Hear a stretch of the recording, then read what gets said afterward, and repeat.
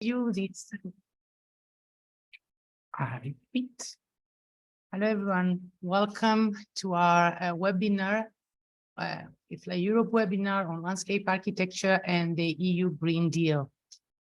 On behalf of IFLA Europe, really what we're doing and we're going to present to you this afternoon this relationship between landscape architect and the EU Green Deal and the future of the professions regarding this.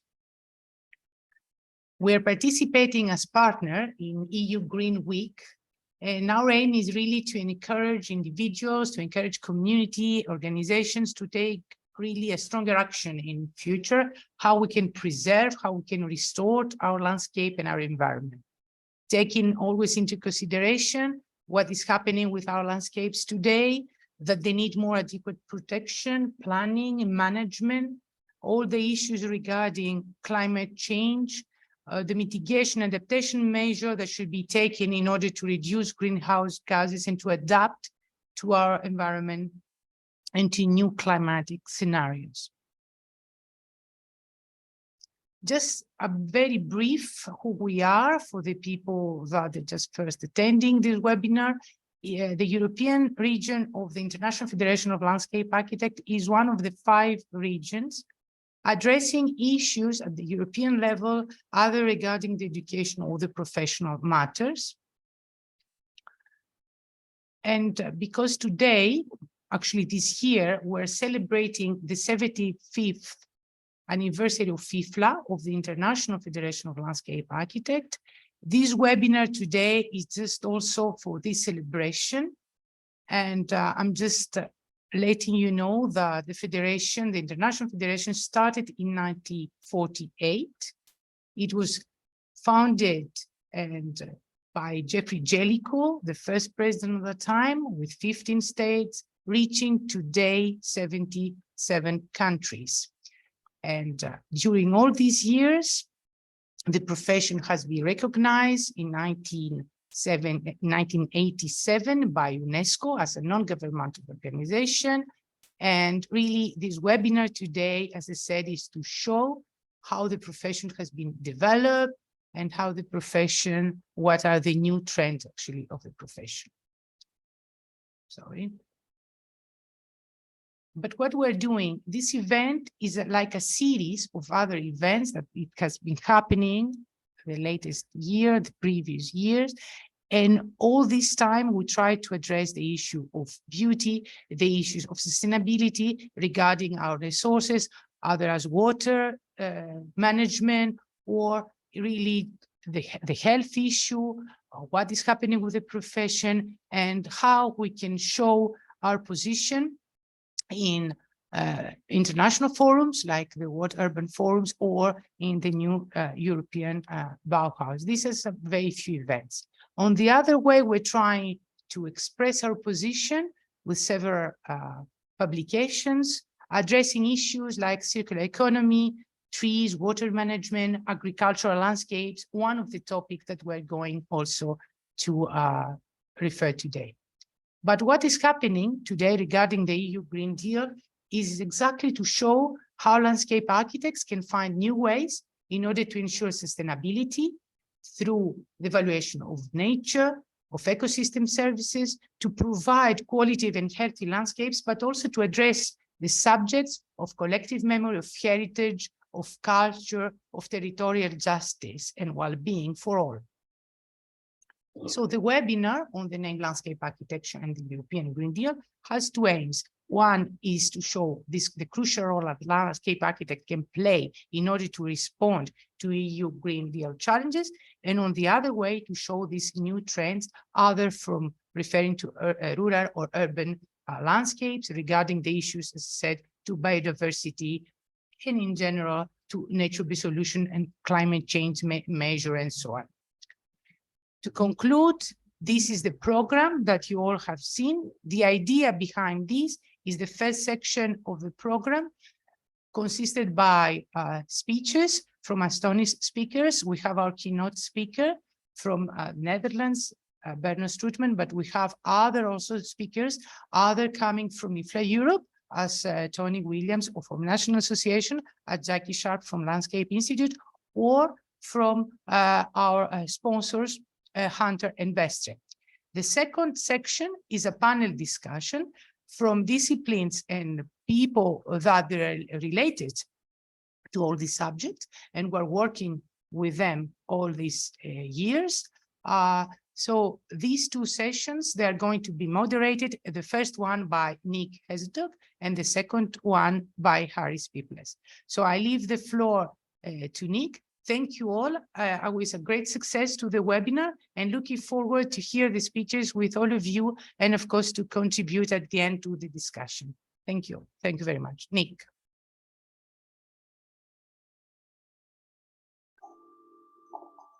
Okay, welcome all of you. I thank the organization for inviting me to take part in this, and also for inviting the several speakers and keynote speakers. We are rather short in time, so I will start as quickly as possible, and I also will try to guard a bit about the time of all of us.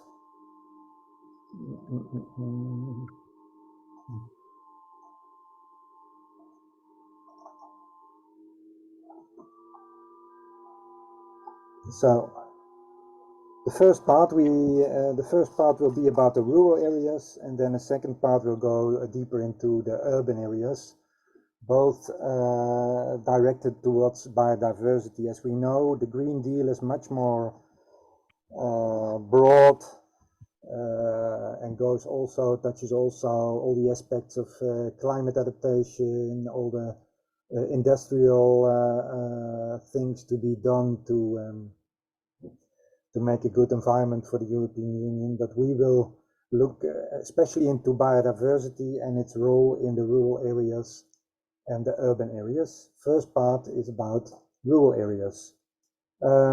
As said, I'm the Dutch delegate for the IFLA Europe, and I work in several working groups.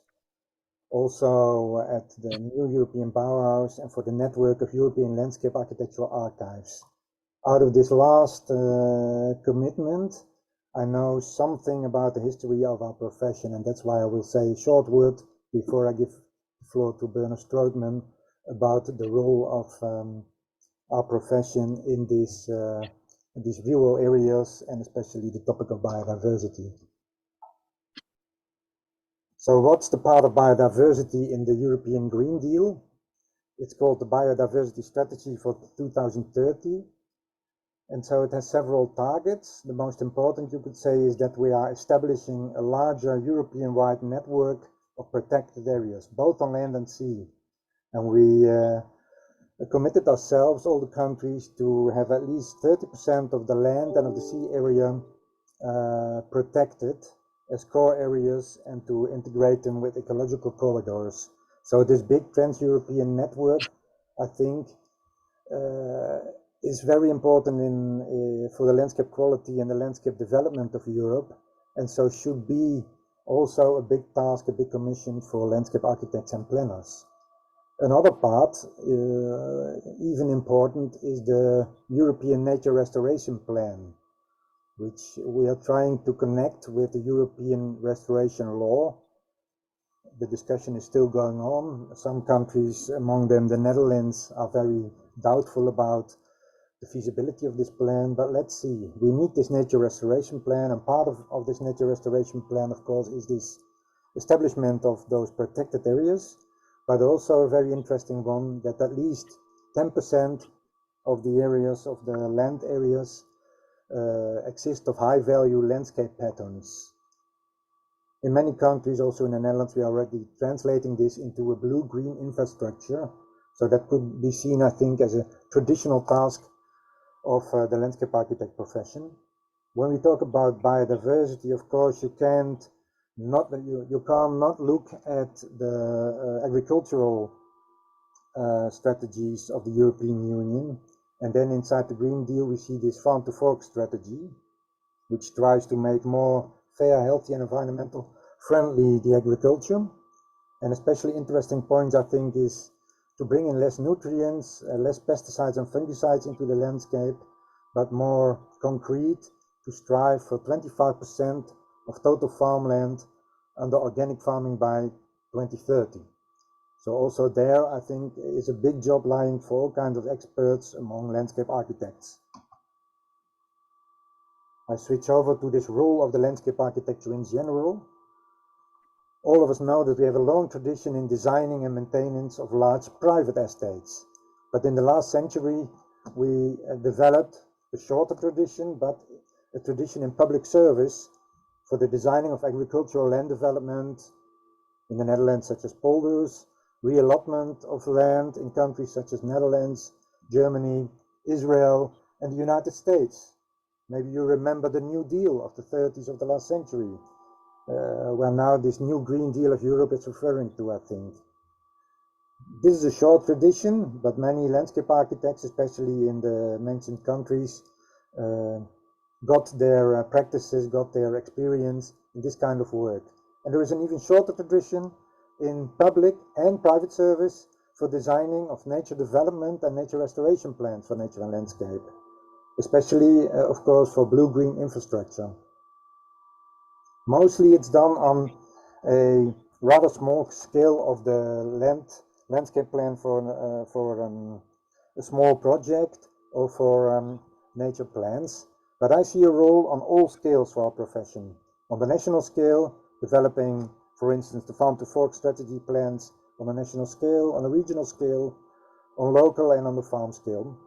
And there we can have roles as planners, designers, engineers, so really solving concrete problems, or as researching designers, looking for possible futures.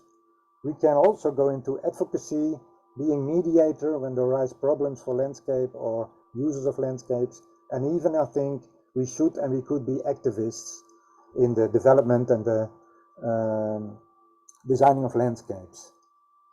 And all this about the whole range of developments, not just the extensive agriculture, but also traditional, intensive and high-tech agricultural developments should be guided by landscape architects' guidance and projects. So to have a very concrete example of these ideas, I want to introduce to you Bernard Strootman, former Dutch landscape advisor for the national government. And during this period that he was landscape advisor, he produced a project for 3 different landscapes in the Netherlands, where he worked together with farmers on what he called a new deal with the farmers. So I give the word to Bernard Strootman. Thank you and enjoy his presentation.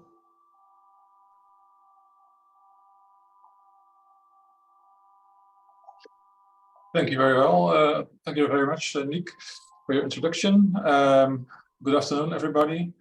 My name is Bernard Strootman from the Netherlands. I'm a landscape architect and have my office in Amsterdam. And I will share my images with you.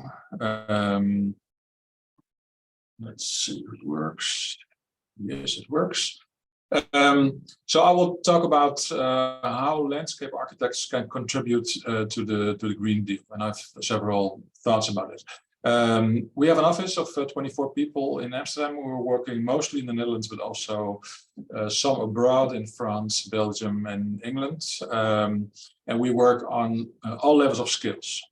We work on housing plans where we try to get nature up to the windows. We work on gardens and parks and woods, and also on climate adaptation plans. But also we design bridges, master planning for old industry areas to turn them into housing, agricultural areas for nature development combined with sustainable agriculture, and also on climate adaptation for a big part of the country. And I was, as Nick was already stating, between 2016 and 2020, I was one of the members of the Board of Government Advisors. There was an architect, Floris Alkemade, an urbanist, Daan Zandbelt, and me as a landscape architect. And we were helping the government, helping the ministers with their policies on landscape and also with the realization of it. And I think the European Green Deal is very important, and the goals are also very important to transform the EU in a really modern economy, you could say. And modern in this way means that there are no net emissions anymore, and there's no person and no place left behind. If we look at the way landscape architects can contribute to the Green Deal, I see several roles, and I would like to go through them with you. Because I think traditionally landscape architects work, of course, into designing of parks and gardens, and maybe sometimes a bit bigger, but I think because we are trained to understand the landscape and understand the processes that are important in a landscape, we can have a much broader contribution. And at the moment, we are facing very serious challenges, we in the Netherlands, but also in Europe, and of course, in the rest of the world. And I'm really convinced that those challenges are interrelated and they have to be tackled together. So not only the climate problem, not only the biodiversity problem, not only the agricultural transition, but they are so interrelated that they have to be tackled together. And of course, there's a lot of opposition, and we have to seduce people who are not convinced that the Green Deal is the right way. We can seduce them by proposals, by images, by stories also. So I would like to state that landscape architects can play a very important role in all those integrating assignments and offer attractive perspectives. And I would like to go into you about those roles. I stated out 8 different roles, and I would like to go through them and then go into the examples of the 3 pilots that Nick was already stating. The first one we know all is designing in terms also of shaping, of technical design, of making things. This is a project of ours. It's an internal courtyard. We designed the stone, we designed the pavement, we designed the element, the seating element with trees in it. So it's really, this is what most architects in Europe and in the world do, this kind of level of scale. This is not very green, it's more a hard landscape, but also there are green examples. But besides this, we can also go on designing on a larger level of scale, and we reach more the planning scale, but also it's still designing, in my opinion. And this is, for example, an estate, a rural estate with a castle here and with a village here and with a river there. This is about 70, 80 hectares. And we designed a scheme in which old layers of the landscape are put more into vision, in which the climate tasks are connected with more infrastructural assignments, like building new bridges, by building new roads for paths for pedestrians and cyclists, all together with also some new housing on the edges. Then if we zoom out more, and I'm zooming out until the 8th point, landscape architects are also, at least in the Netherlands, trained in developing visions. That's about trying to have an integrated idea about how a region or an area could develop. We, for example, for the city of Groningen, which is about 100,000 people, 80,000, we made a green plan, a structure plan, where in terms of biodiversity and also in terms of climate adaptation, now the municipality knows what to do where. And this is worked out into a very large program with all kind of detailed measures on how to improve the biodiversity qualities and the green qualities of the city and also the municipality as a whole. The fourth role could be designing systems, like a systems engineer, but then not as an engineer, but as a designer. I already showed this picture. This is a vision on climate adaptation for the north of the country. This is you can see the shape of the islands in the north of the Netherlands. There was a climate adaptation summit 2 years ago, and we designed a vision on how this area could be changed in order to adapt the climate adaptation in 2100, so in 70, 80 years, and also the steps that can be taken into the next years. I won't go into detail because it would take too much time.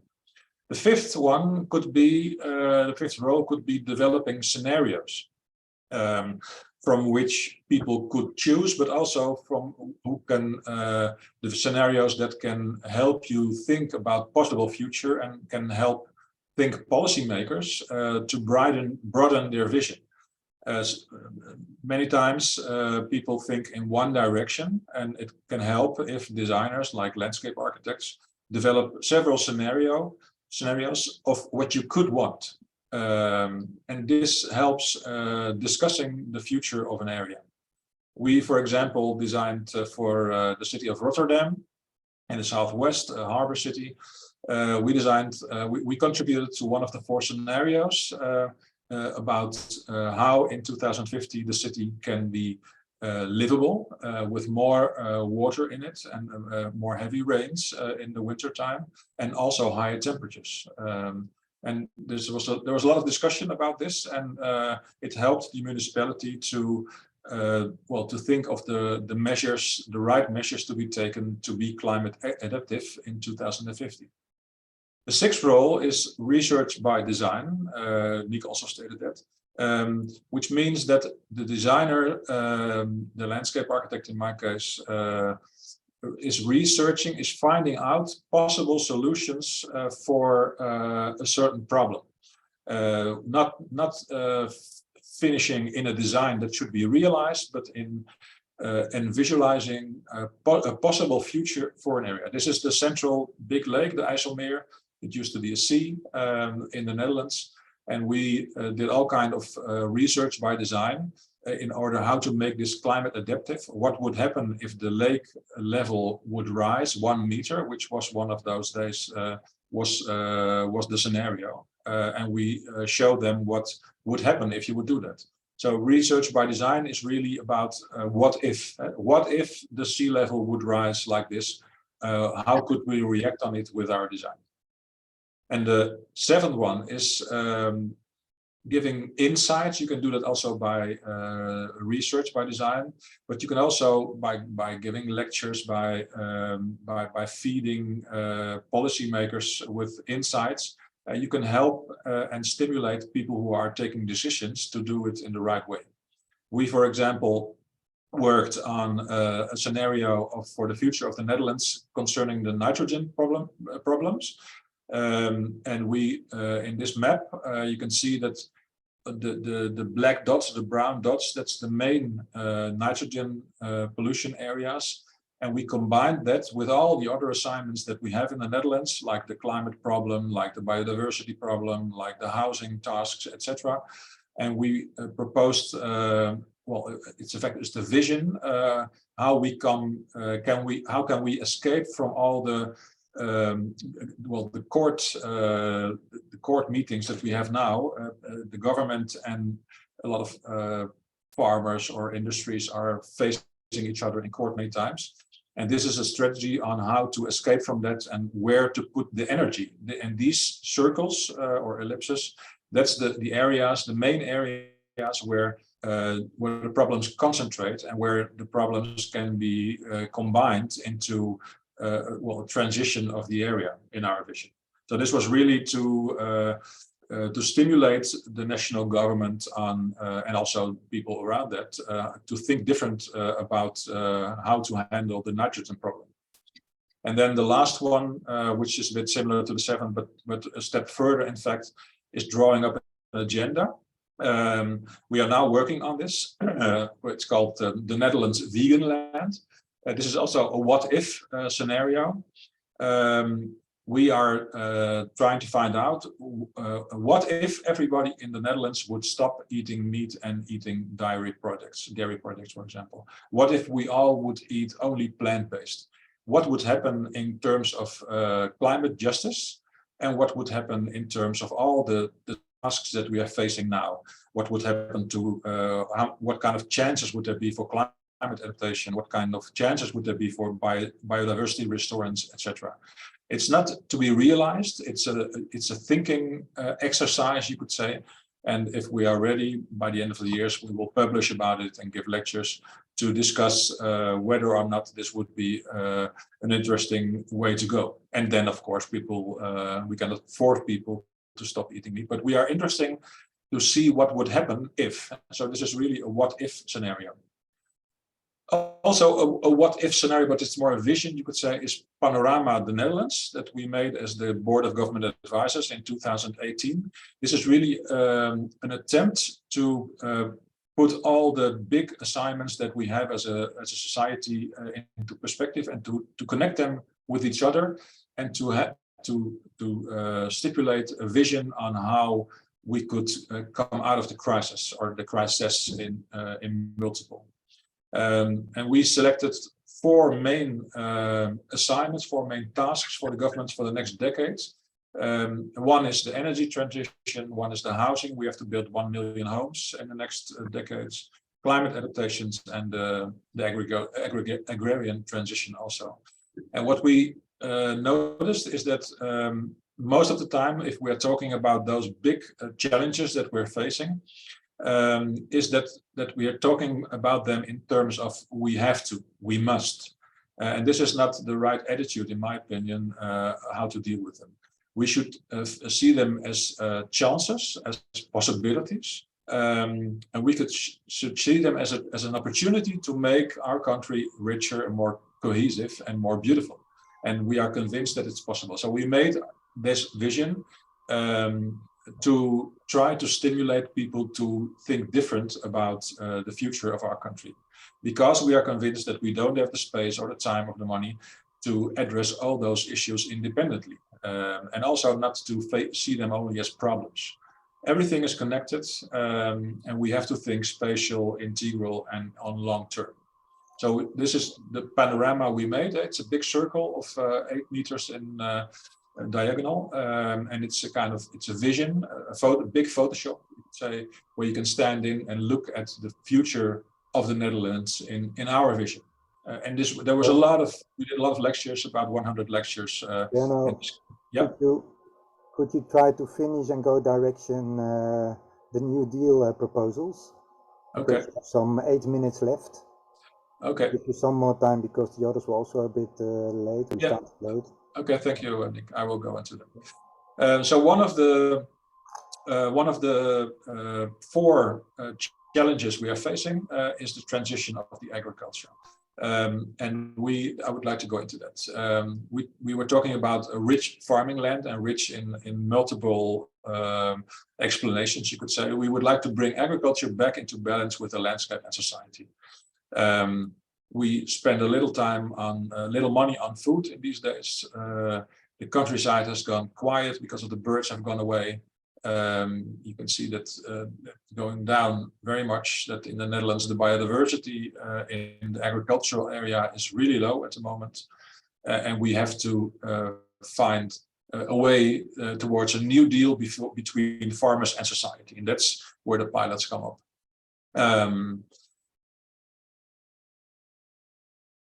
What we did is think of 3 areas in the peat area in the southwest of the country, the Krimpenerwaard, the sandy area in Salland, and the clay area in the north.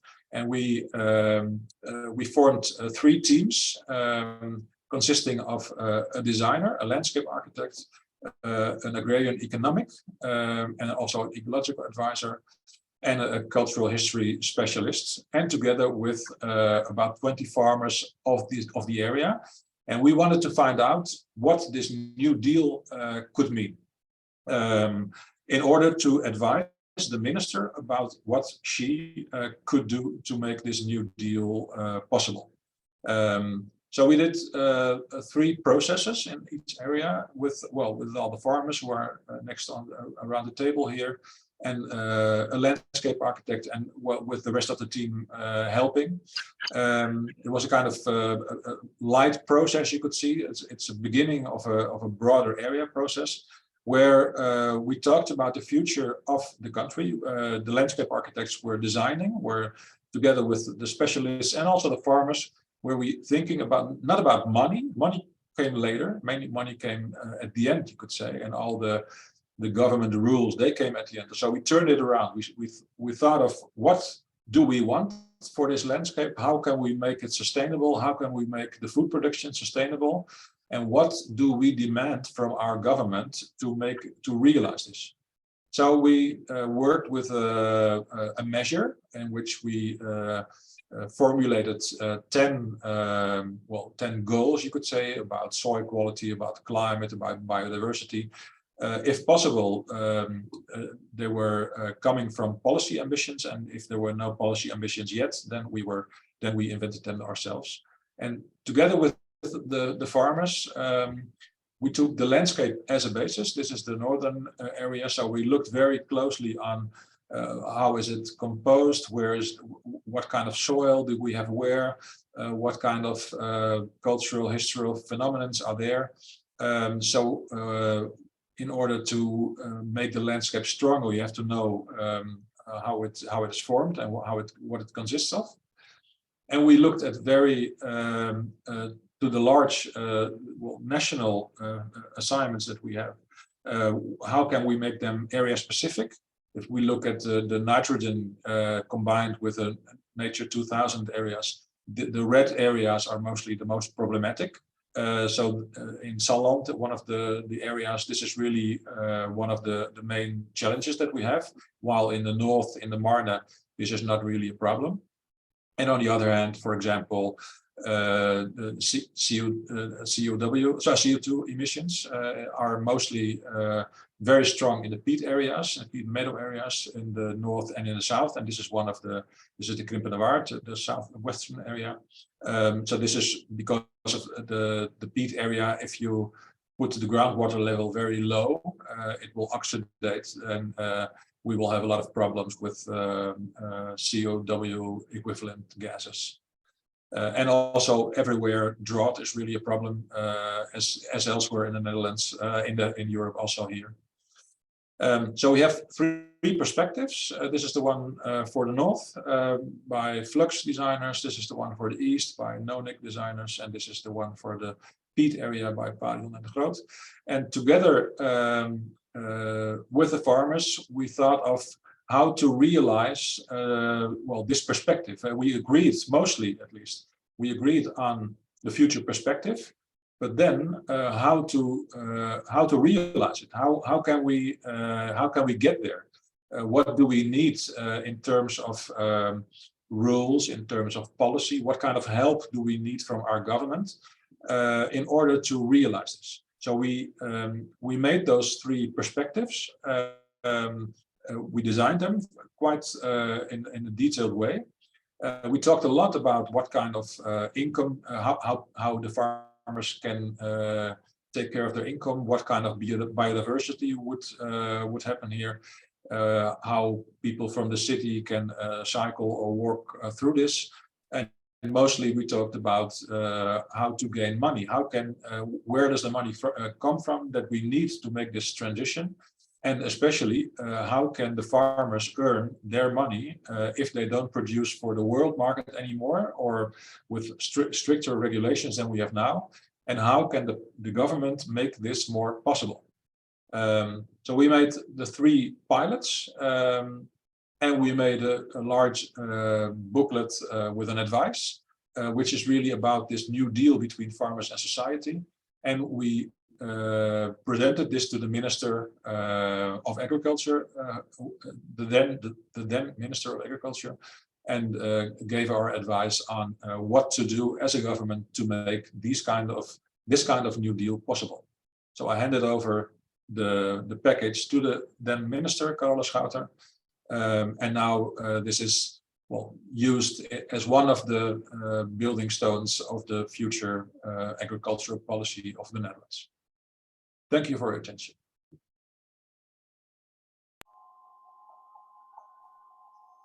Thank you very much, Berno. Also nice that you stayed more or less in your time schedule with your spurt on the end, you sprint on the end. But because time is running on, I want to give directly the word to Manuel Martí. Don't forget to put your questions about the presentation of Berno in the chat, so that we can wrap them up for within 3/4 of an hour, and then have a discussion on it. So Manuel, up to you.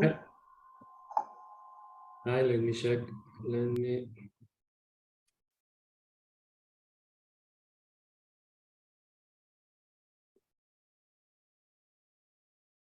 Hello. Oh.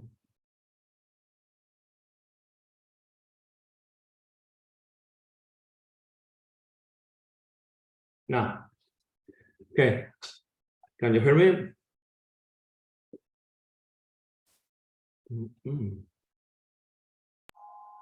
Yes. Okay, thanks. Thanks for the feedback. Well, I want to explain how we are in Hunter. Hunter is an irrigation company. We are trying to develop sustainable strategies. So, our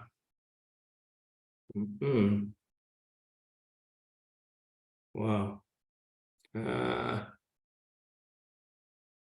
Daniela, could you change to the next? Because sorry. Okay. So let me see what's okay. Thanks. Well, why we are developing this kind of strategies? Because well, we are living in a community and we work in a community, so we want to have in a sustainability area. How we can do that? Well, we can develop systems that give sustainable landscape solutions. And what we can do that? Enhancing the outdoor living experience day and night. Please, next, if you can. Oh, okay. So from Hunter, we are developing different strategies like product performance, installation and maintenance, lifespan, design, materials, knowledge. Please, next. So in product performance, in this case, the word will be efficiency. We will maximize the application efficiency with efficient rotors, with emitters, pressure regulator emitters, with saving water nozzles, or with subsurface irrigation to avoid to decrease the evapotranspiration. So please, next one. We maximize efficiency also with controllers. We're trying to develop and to offer the more flexible controllers as possible. And then in this way, we can get the maximum options to change or to readapt the programs of irrigation to the real weather situation. Please, next. For do that, we have a range, a wide range of sensors, like sensors, mini weather stations, or sensors who give us information of the humidity of the soil, or the illumination or sun hours. And all of these, please, next, is combined with a great communication. So this good communication with Wi-Fi, for instance, give us or allow us to change the different irrigation programs based on the real weather conditions. This can be done by ourselves, or this can be done directly for the computer.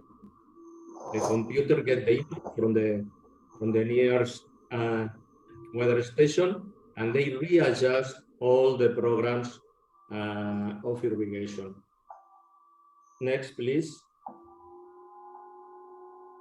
We also, in this order of these cases, we are trying to develop is equipment. In this stage, the work will be easily.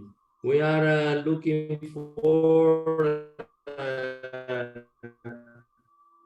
easy to manage products. Please, next one. So when I talk about easy, we are talking about easy reparable products, easy to manage equipment, easy to install equipment, and all of us allow us to work in spending less energy and less labor hours. Please, next.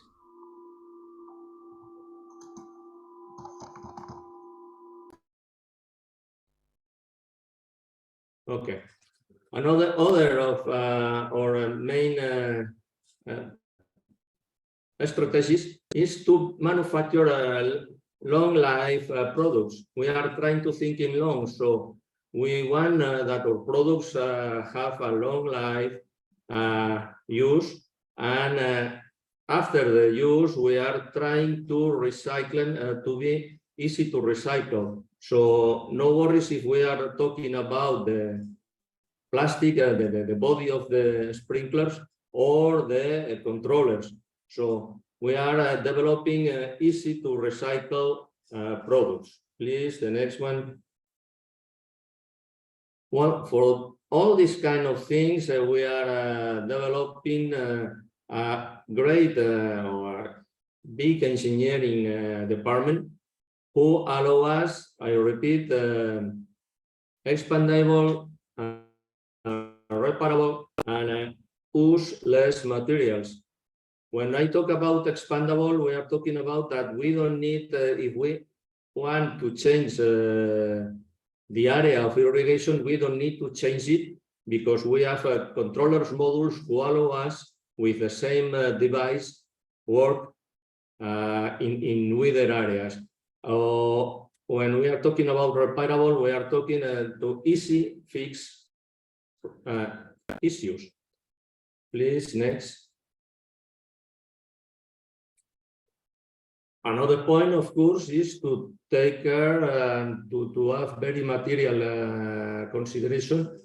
We are looking for raw material who could be easily recycled, and we try to, in our process of production, to get derivating products from the waste from the waste material.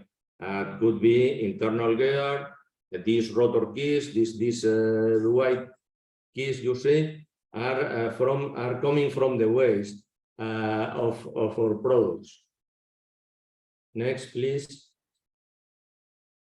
And other point that we are trying to develop as much as possible is giving a great product knowledge. For us, doesn't make sense to spend efforts and time developing sustainable strategies if at the end the users don't use the product properly. So for that reason, we are doing a big effort in formation and training and giving as much possible information about how our products can be used and when and how to install, how to maintain. So we are putting for free in Hunter University on the web on our website big information available for everybody who could be interested in knowing how our products work, to fix them. We are developing more than 100 videos in YouTube, and we are doing a big effort with our assistance phone, technical phones to everybody. So we think that The next one, please, is the last one. So, thank you.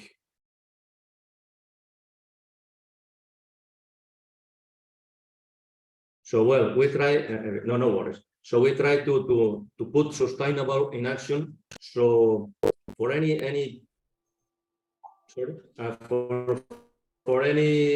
matter you need, we try to give an answer and try to find the best solution and the more sustainable solution. Thank you. Thank you, Mr. Mati, for your nice presentation about your products. Now the floor is for Tony Williams, and the attention goes to landscape architecture, biodiversity in urban areas. Tony, can you start? Thank you. Second from the beginning, I suppose. Can you see my screen? Yes, it's visible, but you Okay. should make it full screen. Yes, it's there. So, thank you, Nick.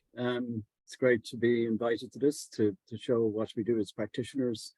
But I will just start by just explaining that as chair of the IFLA Europe Climate Change Working Group, we do see design leadership as a major part of what we do. And it's great to see those previous presentations where actually landscape architects are at the forefront of both spatial planning at large scale and at small scale, because we know that it really depends on what we do in a micro scale as much as on a macro scale. So this is just a part of a presentation that Katerina gave to a group, Slovenia, part of the presentation to Slovenia, and it really just captures what we try and do in terms of green infrastructure and EU strategy, and shows what we do focus on green infrastructure. So one of the things we're doing in IFLA Europe is we've just finished the text of a publication on biodiversity, and now we'll see how our profession, and we'll publish it to see how our profession can respond.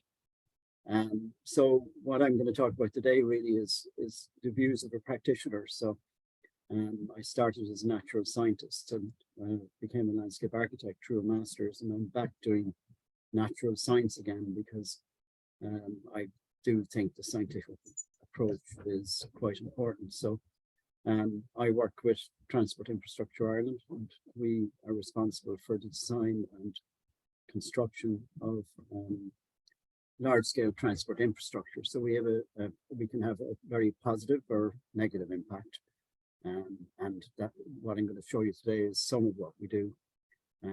I'm completing a PhD under Professor Marcus Collier in Trinity College to do with connecting nature.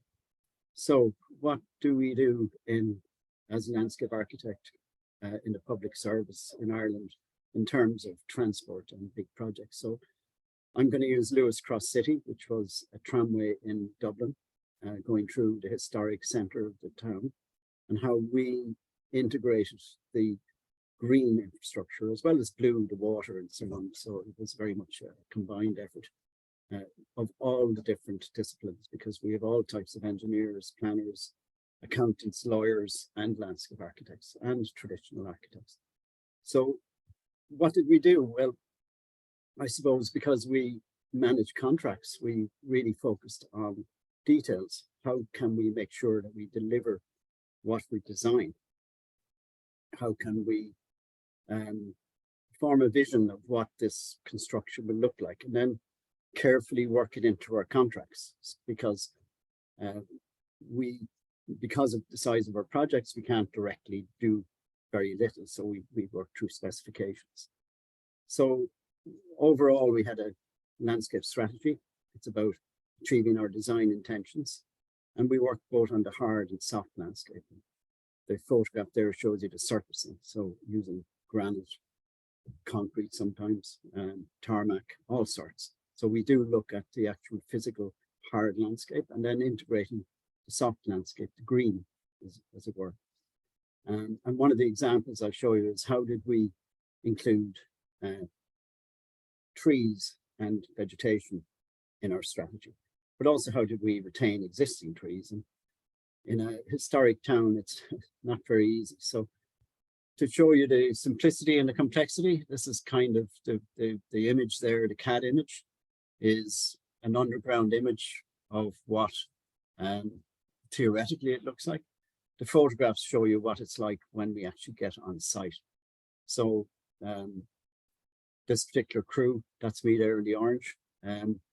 We really had to walk up and down. We had to work with them. We had to work out meta statements. We had to simplify it for construction, but we had to realize that it's a very complex thing to retain a tree in the middle of a construction site. And that bottom photograph shows you just how precarious it seems. But it's all done through risk assessment. It's carefully worked out, and it's engineered. Had to be mathematically possible as well. So the real challenge was to adjust the utilities and to treat each tree as an individual, as it were. Each footprint varied. We had arboriculturists beside us. We did remove some trees, but only when necessary. And also we had a 5-year monitoring and aftercare. We're just finishing that. We completed the construction of this alignment in 2017. We're actually just completing the final review at the moment of the trees. And then, of course, making room for new trees. Again, just in utility layouts, because everyone wants space in the street. How to detail it at the surface. So we chose a particular tree grill that matches the surrounding surface so we can integrate the hard landscape. We use structural soils in the build-up. And we did use London plane tree because it tends to work very well in the climate. And also pollution and so on. And we're still using petrochemicals, so we still have polluted cities, but not always. We did increase the range of species used because we didn't want to rely just on one. So how did we approach it? Well, we did get a lot of information from colleagues in Stockholm, Orjan Stahl and his colleagues, and we're very good at sharing knowledge. It's actually available on the web, and they're very good at allowing downloads. So we developed our own 2-stage design process using crushed rock, which our engineers liked because we could prove stability. And also we liked because it meant we could achieve our planting. So those 2 drawings there are the result of about 2 years work with our utility engineers, civil engineers, structural and so on. And then we actually were able to write a specification and put that in the ground. So this shows you the main thoroughfare in Dublin, Connell Street. And this is the stages of construction, pre-planting. We used a lot of materials that were easily available, such as land drainage pipe. It's very cheap. Crushed rock is very cheap. The soil we used was a washed soil, so it was a sifted soil. We did a few tests and that turned out to be the best. We wrapped our utilities. These here are electrical cables and ducts. Previously, that wouldn't have been allowed. We managed to be able to wrap them in terram and gravels and so on. So we were able to achieve the final outcome. And as we built it up from about 1.5 meters below ground, we came up to the surface and planted the trees exactly where we wanted. But it wasn't so easy, but at the same time, it was simple once we knew how, once we worked it out. And this was a photograph about a year ago from Google something. And what do we, well, continuing to innovate is really part of what we try and do as landscape architects. And I think what we should be doing, and disrupting, I say there requires disrupting, because this was not the way we normally would have put the streetscape back together again, but we were able to prove that it was possible to do it. And we've continued to do a lot of research in TII, including infrastructure. We have 6,000 kilometers of roads, and we're also looking at how we can integrate nature-based solutions and slope stabilization and so on. And then I suppose the wider context is where policy comes in. So this is Bull Island, the bit that's circled.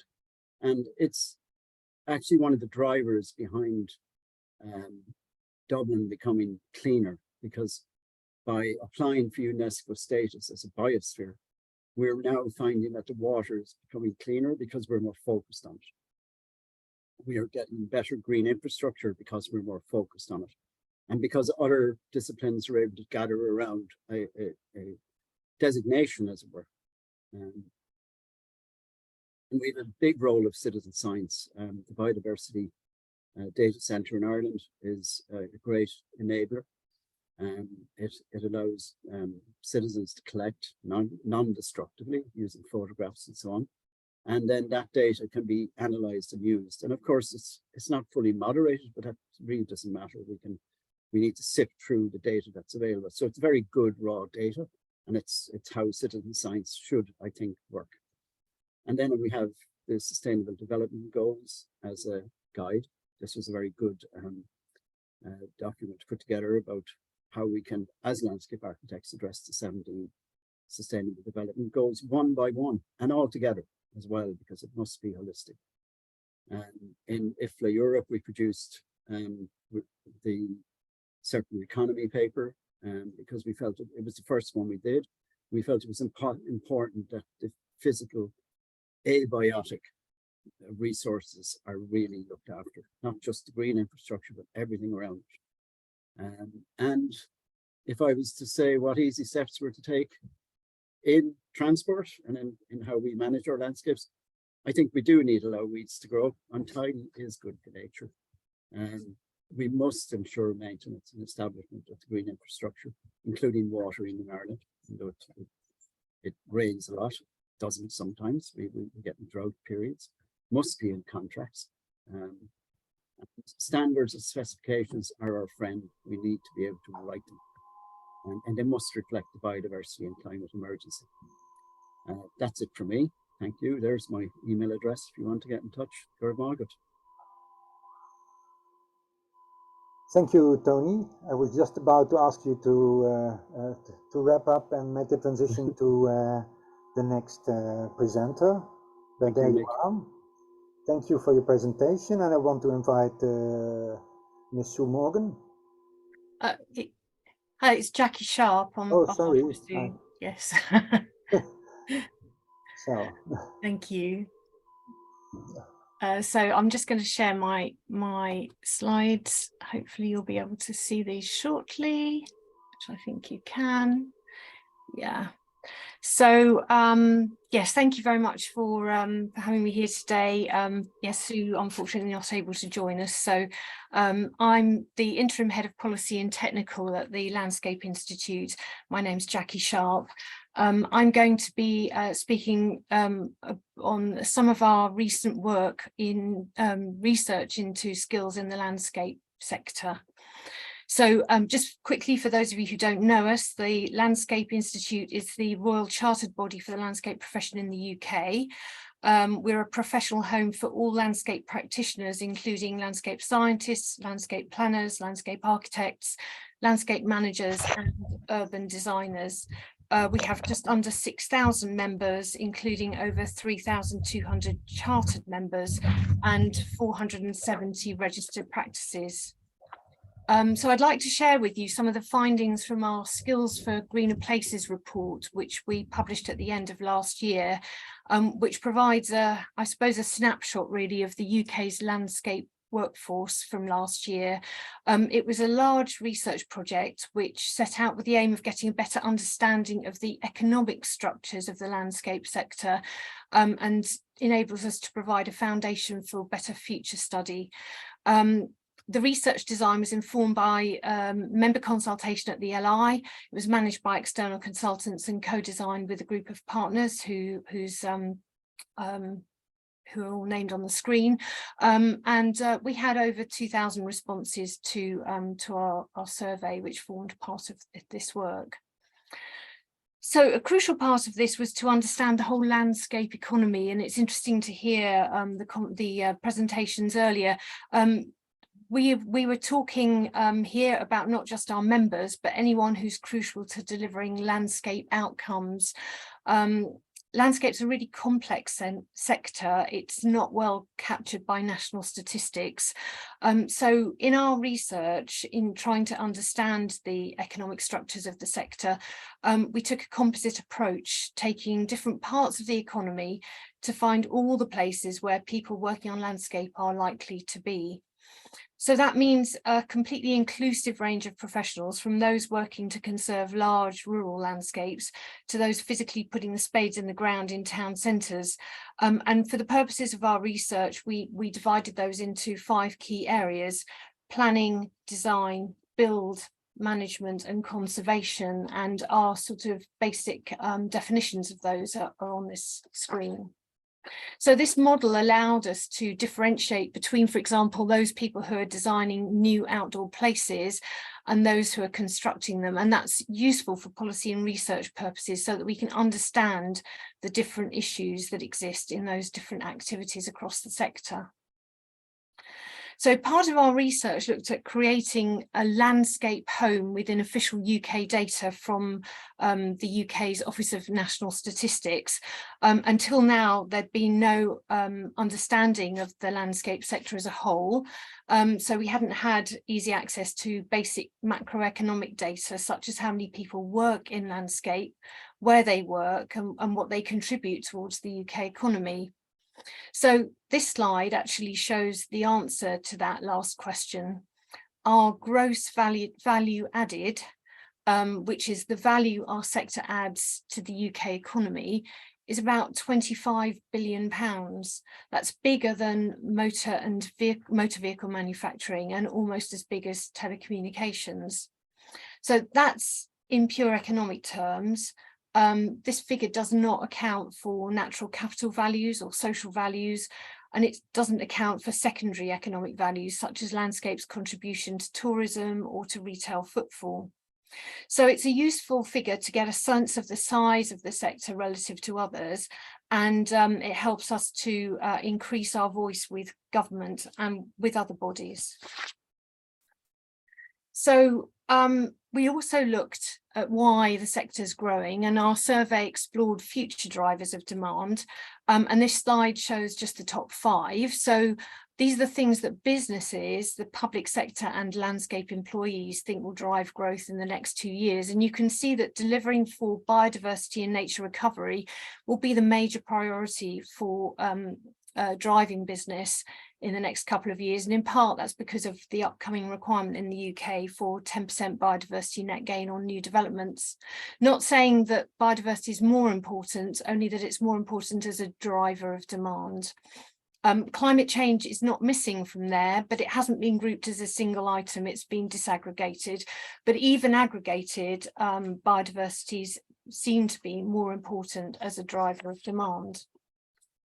So who's buying landscape skills in the UK? Well, our sector's got a broad range of clients, more diverse than other sectors, but developers are the primary clients and procurers of the work of our members and broader landscape sector.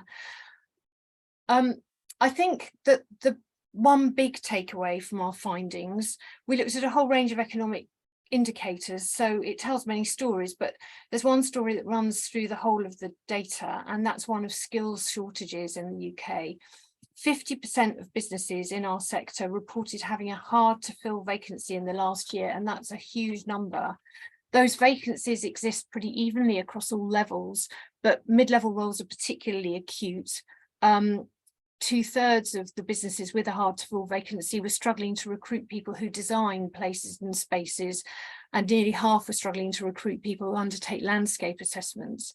So there's an important message for government in this, that the outcomes, nature-based solutions, biodiversity, local economic growth, this is a barrier to those and to getting those outcomes. It's a supply side restriction to growth.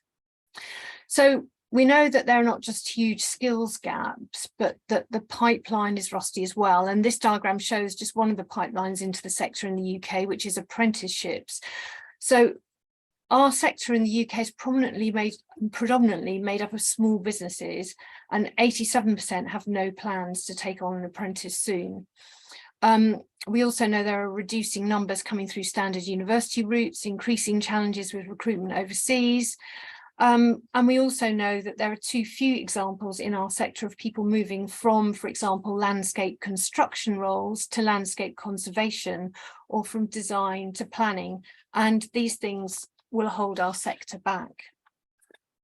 So another structural weakness for us relates to the demographics of the sector.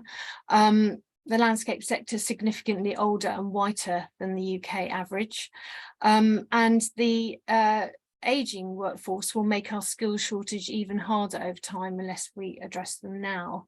And we also have a moral duty to ensure we're not putting up any artificial barriers to anyone who wants to come to work in our sector. And finally, whilst the landscape workforce is marginally more female than the average UK workforce, as this slide shows, it experiences the same gender pay gap. We can see differences in the top and bottom earners by gender, many more women at the junior levels, but only 11% of women earning over £60,000 compared to 23% of men.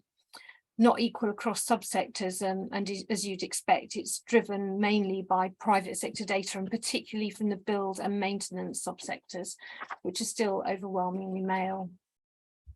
So in January last year, the House of Lords Science and Technology Select Committee of Government identified that the UK does not have the requisite skills to deliver nature-based solutions at scale.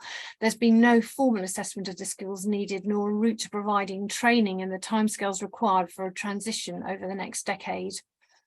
We know that landscape has a pivotal role to play in delivering against critical policy agendas, including climate change and nature recovery, as we've heard from our previous speakers. And our research shows that climate change, biodiversity, nature recovery are driving increasingly high demand for landscape skills across all subsectors.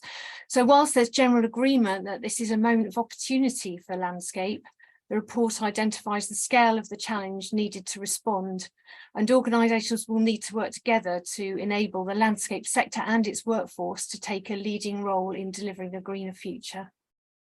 Thank you very much for listening. There's a link to the research on this slide and my email address if anyone wishes to get in contact. Thank you, Ms. Sharp, for your introduction into UK landscape architecture, landscape profession. Then I want to invite Jan-Hendrik Schluter. My Swedish is not the best, but you can start your... That's fine. I'm German, so if it seems like it's Swedish, it's quite fine. But thank you a lot. Not acquainted to Uwe Schluter by coincidence? Oh, one of my former teachers. No, I'm not sure. Okay. Yes. I'm not sure. So I will check. Yeah. So I think you can see my screen right now, right? Yes. Right. Yes. Perfect. So thanks a lot. At first, thanks Daniela, thanks Karina, thanks IFLA, the IFLA family for just let Vestre and me and us part of your federation. I think, and you know, how important landscape architects will be in future, and how important, yeah, just sharing the information and everything is. So thank you a lot. I work for Vestre. Vestre is a Norwegian street furniture company, and yeah, we ship everything from Norway all over the world. So my name is Jan-Hendrik. I'm a bit responsible for the rest of the world, Southern Europe, Asia, Africa, whatever. And I'm also a landscape architect, so I'm very, very strong into it, and patience that all people all over the world know how important landscape architects are, and how important our profession, or your profession, will be in future. And Vestre try to just be part of it. So our slogan is that we are creating social meeting places, but we are only producing this kind of furniture. We need you to place it correct, to place it right, and let the people use it. So you have here some slogans or some topics from Vestre, and in this little 10-minute run through, I will go real quick into biodiversity at the end, and before I will talk a bit about sustainability, 10 minutes are 10 minutes. So if you have more questions, just hit me, invite me, or if you are in Norway, you are always welcome also to the Plus. I will come to it later. As I told you, we're doing street furniture. We're producing benches since I learned today one year longer than IFLA lives. So it's we starting 1947. So we are 1 year older than IFLA. That's quite important. That's nice. But together we have very strong years and everything. So yeah, that's what we are doing. Everything at Vestre is below Allemannsretten and democratic design. Allemannsretten is a Norwegian law that everyone can use the place on Earth or in Norway as they should or as they will do and everything. So there's no land in Norway which is owned by, I don't know, Volkswagen or whatever. So you have your private living space, but if you go out in the nature, you can use everything and live there and camp there and do whatever you want until you not destroy anything. So this is Allemannsretten, and democratic design is just a quick sentence. We are not the biggest fans of a middle armrest. So a middle armrest yeah, excludes some guys. And this is how we think about furniture. So what it mean for a furniture company to be sustainable or whatever? We implement 2012 the sustainable goals and how to be maybe in 10 years. So 2012, 10 years ago. Now. The plan was the plan is that we are one of the most environment friendly furniture company in the world. So exactly last year, 1 year ago, we opened the Plus, the most environment friendly furniture factory in the world at the moment. We are very proud of it. So I'm sorry, sometimes it's a bit weird, but the Norwegians are very proud if they have buildings like this. So at the Plus, we are producing our furniture.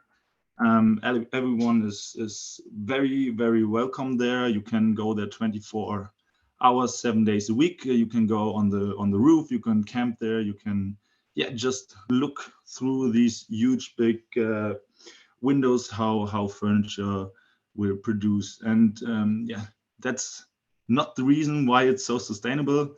The reason are, as an example, we reduced the concrete on the floor by, let me guess, 22 centimeters or stuff like this. And all this heating stuff in all these wings and powder coating and whatever. So there are a lot of details. I was there over 10 times and I speak in front of some students and landscape architects all over Europe about this building.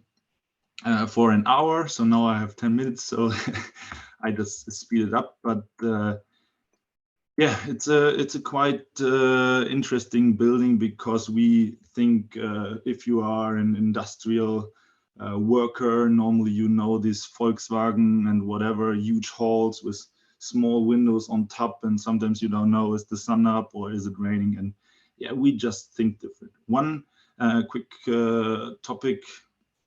Powder coating. Powder coating is quite important because we use steel and wood, and we powder coat after hot dip galvanization.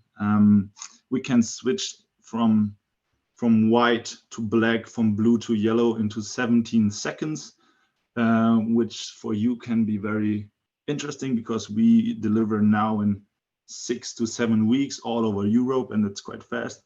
And normally it's like, and that's the reason why we built this fantastic building. Normally on Monday they powder coat white, and then they going from day to day into darker colors, and on Friday they powder coat normally blue or black, and there you lose a lot of time, delivery time, and we all working with very interesting contractors and landscape gardeners and owners and whatever. So time is money, and we try to just deliver real quick. And this kind of powder coating is also very unique. Also BMW in Munich used this kind of powder coating.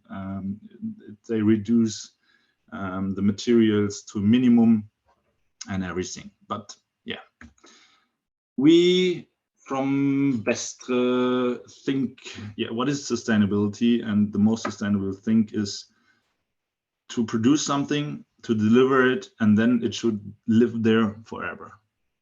We know we're producing, or we use steel and wood, but our goal is, and we need your help, that after 20, 25 years, the city of, I don't know, Amsterdam or Berlin, if they don't like a Vestre bench anymore, and you maybe will do a refresh design and whatever, the goal is that we are picking up the benches and we use it and maybe change the wood, because wood is not so normal, not so lifelong as steel, but the steel is normally totally fine. And then you do a repaint, put new slats on it, and then just ship it out of the world again.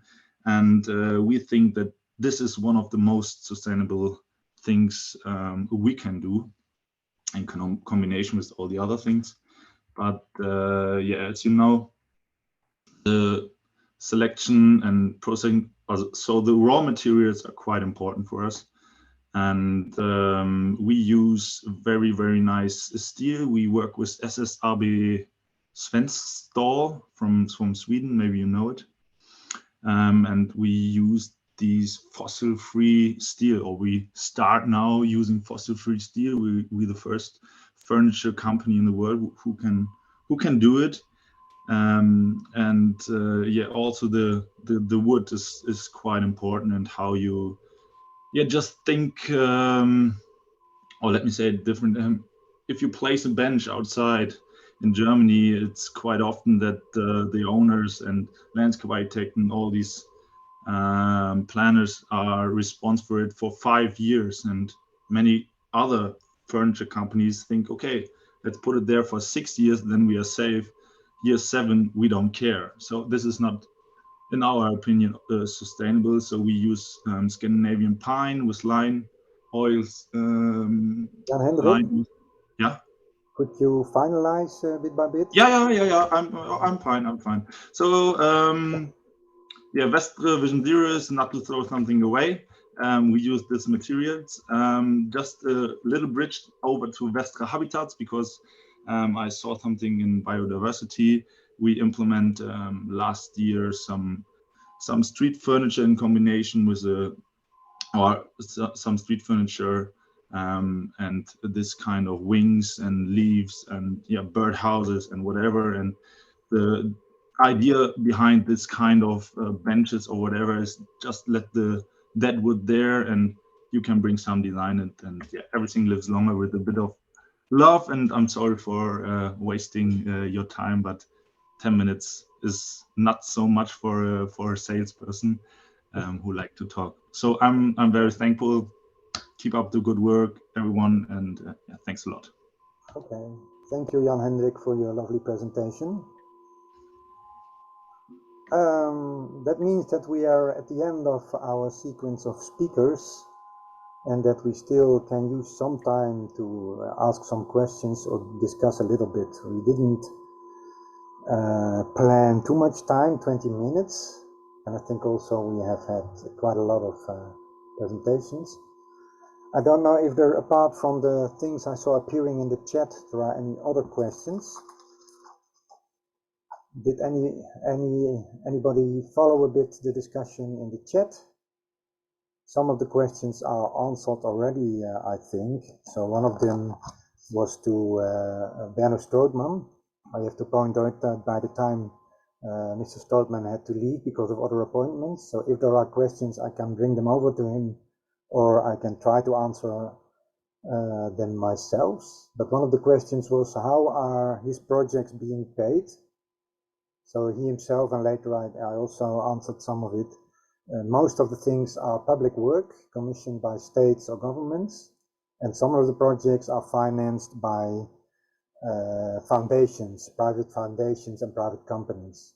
For instance, the project he showed of vegan land is commissioned by a foundation for landscape work and urbanism. So another interesting question I saw in the chat was about sharing and sparing right in the beginning. Can somebody who gave the question elaborate on that? Or isn't the person?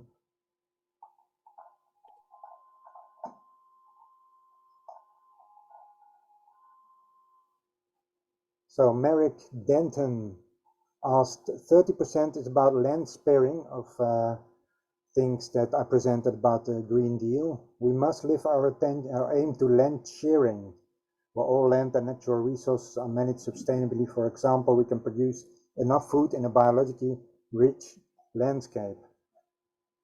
So, yeah, yes, if I may comment. Yes.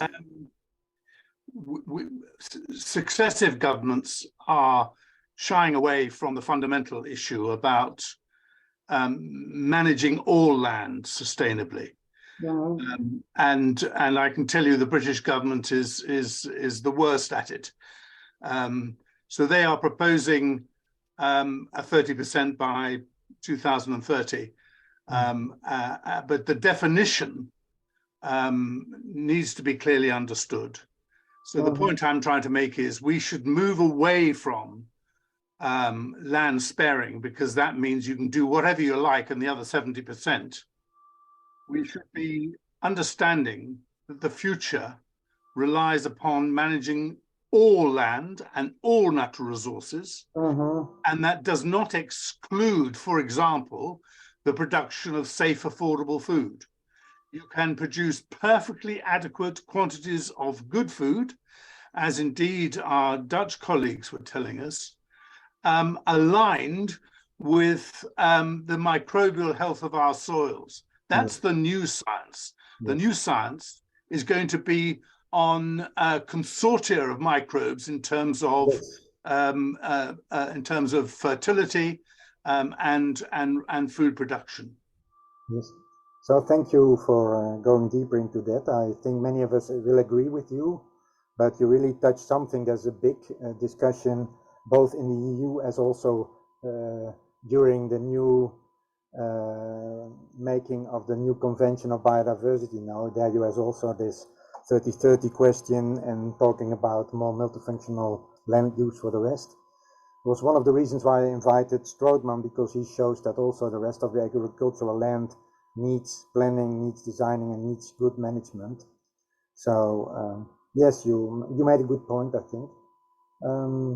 Other people have new questions, or old questions that I forgot to raise your hand, or isn't that possible?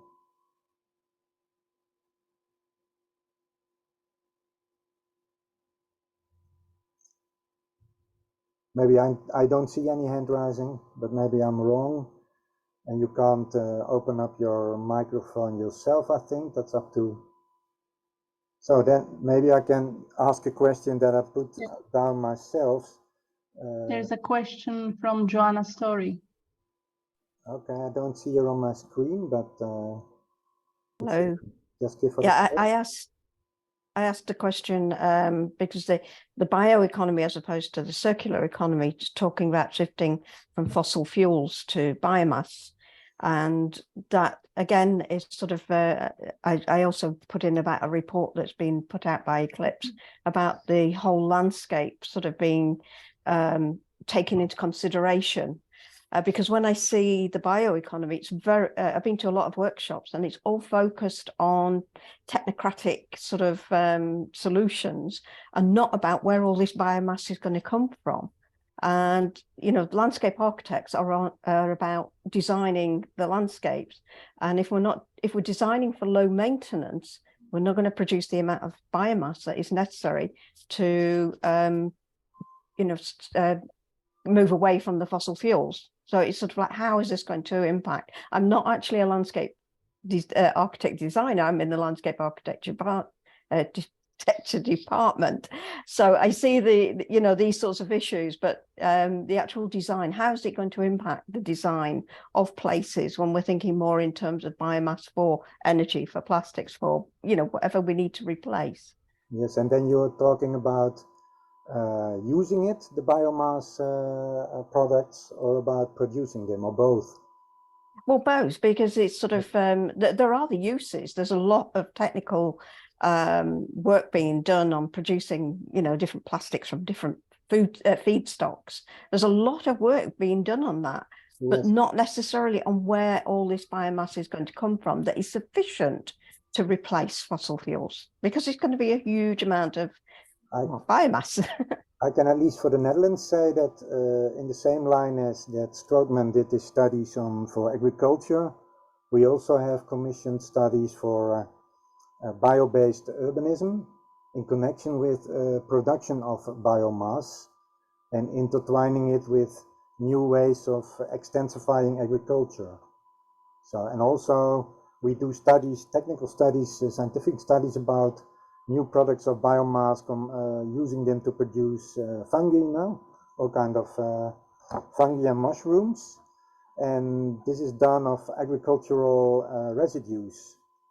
Again, it's true that also there you have to be careful, because also you need still some agricultural residues put back into the soil for your carbon and organic matter in the soil. But so at least in our part of Europe, they are doing studies on that, both about the use as how landscapes should and could look like, but always being careful, because not all the uses of biomass are that efficient that you should take nature reserves or you should take food production for biomass production. So, and especially in the Netherlands, it's also a question of money, because our acres are very high price, so the production should also be very intensive and high value. So then you come into you might know it's the F scale now. Instead of using it for energy, it's better to use it for pharmaceuticals or for high value products. So do any other people have comments or reactions on the point of Joanna?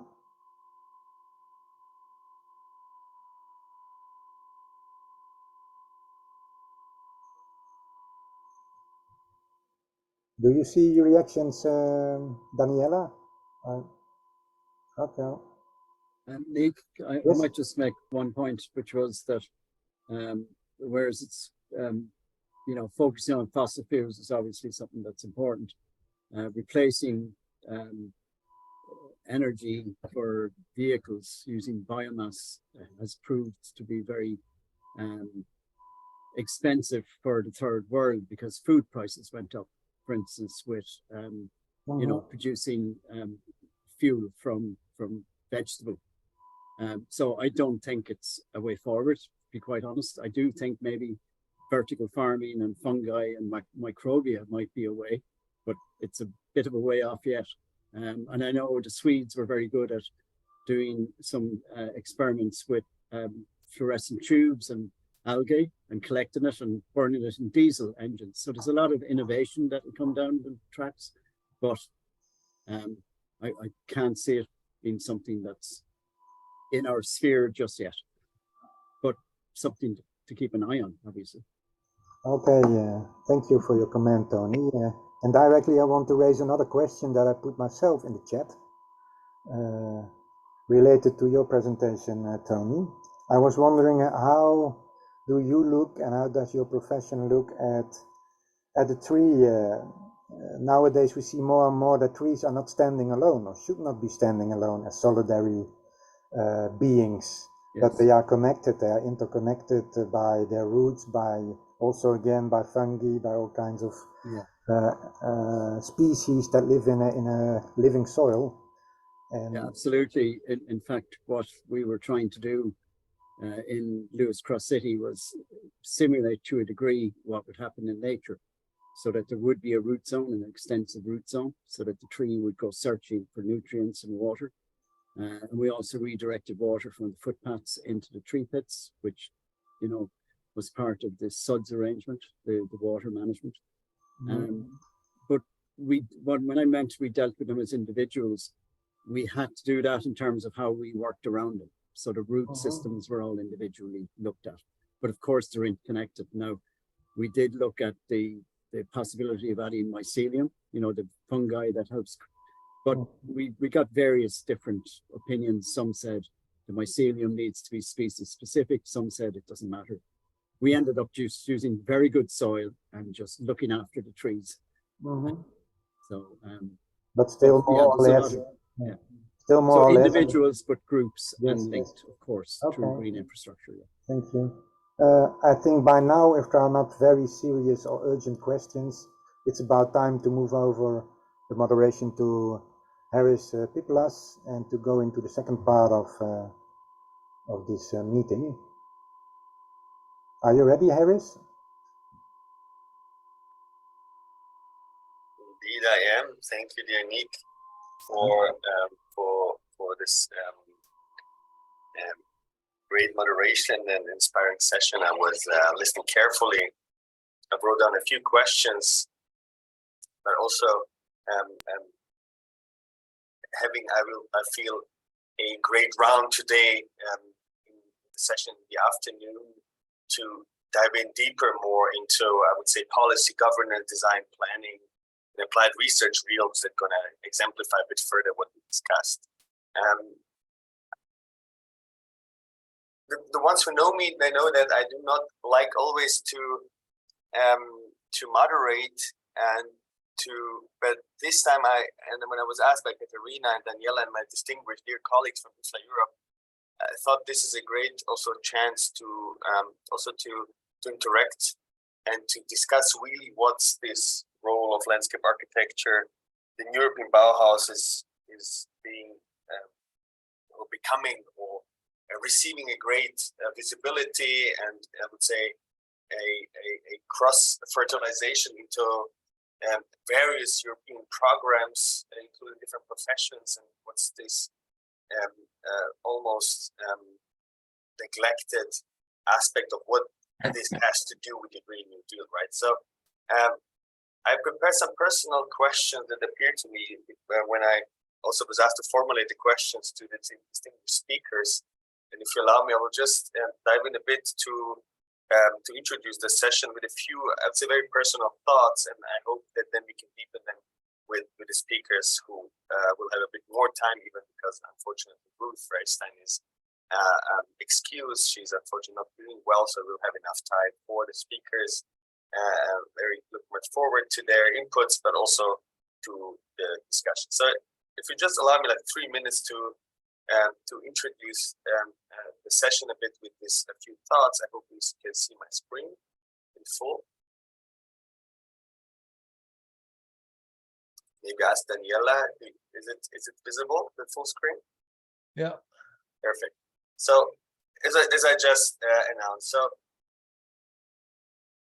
my first question was how not to get paralyzed in times of multiple crises. So we hear a lot about the climate anxiety, the climate depression of the youth, of the new generation. I think we did not mention them enough this session yet.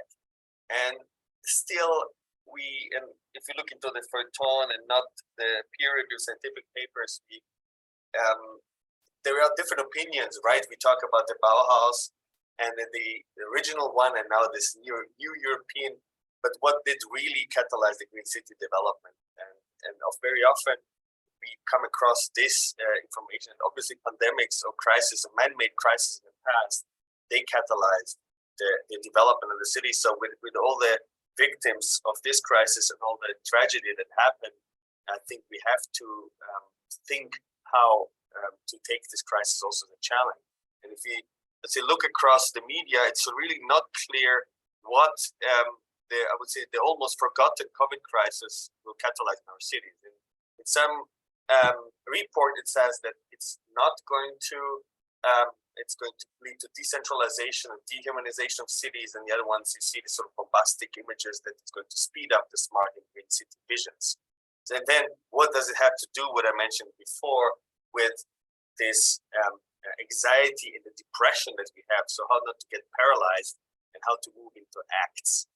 And I feel this is something, if I zoom in how to address all these topics that we discussed today in a not perfect and not, I would say, Western European environment. And of course, if you look into the East, we have the Building Back Better. Myself, I'm a bit engaged in Ukraine as well, and I know how difficult that is to create, think of climate neutrality, which is the European Union now trying to do, and how to integrate the climate neutrality aspects, how to integrate biodiversity thinking, how to introduce ecological urbanism realms into this incredibly tragic, not only physical destruction, but also destruction of human habitats and destruction of biodiversity and destruction of environments that happen in Ukraine. And there's different approaches now how these maybe green thinking recovery can be integrated even beyond the Netherlands, beyond Switzerland, beyond Germany, Norway, where we have better conditions, so that we really prove that what we do is not just a sort of an act that happens if there are enough funding and enough resources and enough political will, but how to deal also in these areas of Europe. And you all are aware about this flooding catastrophe that's going on now. And very often, another thing that came into my mind was this: yes, we do.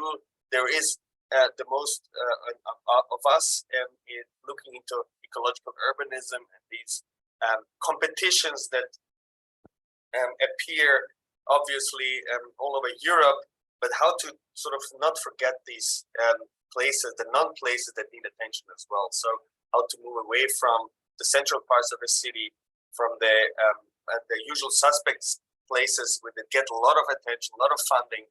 And if you participate in some of the Horizon programs, very often we do have sort of difficulties to candidate to treat such places. This is from Athens, if I remember correctly. So these places need attention as well. And then, of course, if you think of circularity, and this is what Tony mentioned, we've been working on this circularity position paper and how to upscale it, how to find the relation of landscape architecture in that. Because I think it's still a collective endeavor that we have to focus on.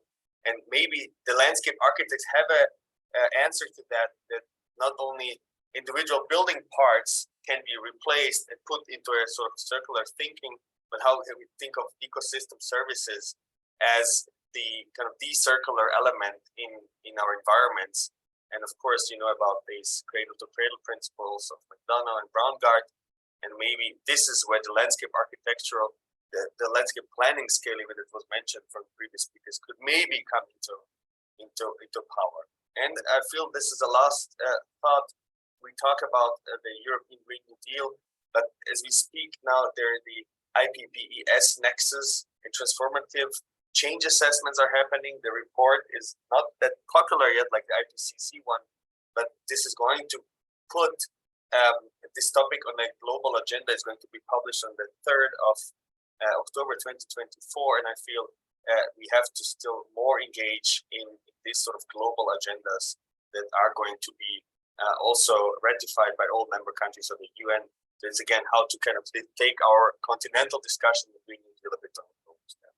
So those are a few thoughts, and I now with a lot of pleasure would like to announce our speakers. Here you see Ruth unfortunately could not be with us today, but we have Daniela Rizzi with us, we have Dusty Gedge, we have Katrin Willikin, who are going to give you a bit more light, shed more details on this discussion.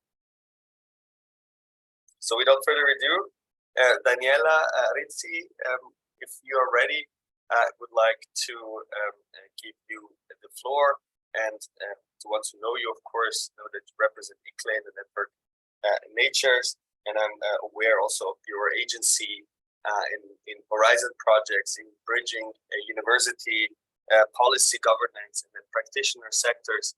So I'm very glad to hear more about your work. So the floor is yours. Thank you, Harris. It's a pleasure to be here. Can you hear me well? Yes, please. Yeah, great. So it's a really big pleasure to be here. I think very highly of landscape architects. I think this is an extremely important profession for the world and for the crisis we are in. And I have the chance to interact with Harris before in other situations. So very happy to have you also here. And thanks for the opening, Harris. I think it was very important what you talked about there. So I'm bringing here today to you 3 design briefs that were produced by the Network Nature Project. But before I open here the presentation, I just want to first say I am exactly now here in Brussels in a room that I found peace and quiet at the final event of the Network Nature Project. And the Network Nature Project is the mother of all nature-based solutions projects that are financed by the European Commission. And there are 50 projects at the moment. You multiply 50 projects. Each of these projects are working with 6-7 cities. You have a dimension about how many cities are introducing and testing and doing pilots on nature-based solutions. And I think that one of the main professions out there that can deliver nature-based solutions and design them correctly are landscape architects. So just to make this connection and say, yeah, between the 2 events. So I'm going to share, I hope it works, just a sec. Yep. So can you see the screen? Yeah, great. So, so I'm going to talk, as I said, about these, what we call design briefs. These are recommendations for biodiversity positive design in urban areas with nature-based solutions. And I don't mean only urban areas. I also mean, of course, peri-urban and also beyond even. So what we did here was that we, first of all, before I enter the briefs, I just want to show the definition of nature-based solutions. I don't know how many people in the room work with this definition, but basically the idea is that you have, you're really working with nature in a very intelligent way to make sure that you can safeguard biodiversity, first of all. And then, of course, deliver a lot of environmental, social, and economic benefits to build resilience. I always say the bit about biodiversity first, because if you are in doubt if a solution is nature-based or not, you just ask yourself if the solution is helping biodiversity or not.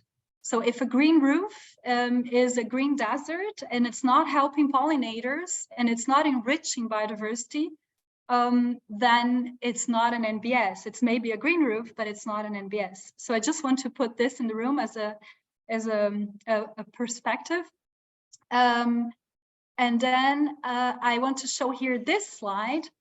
These are some icons from the European Commission showing the kind of societal challenges that nature-based solutions can help solve. So I just want to mention some here, apart from biodiversity enhancement, water management, green space management, climate resilience. We know the importance of regulating climate in cities, improvement of air quality, coastal resilience, urban regeneration, so the social part of nature-based solutions, health and well-being. It's a very important topic that is growing exponentially.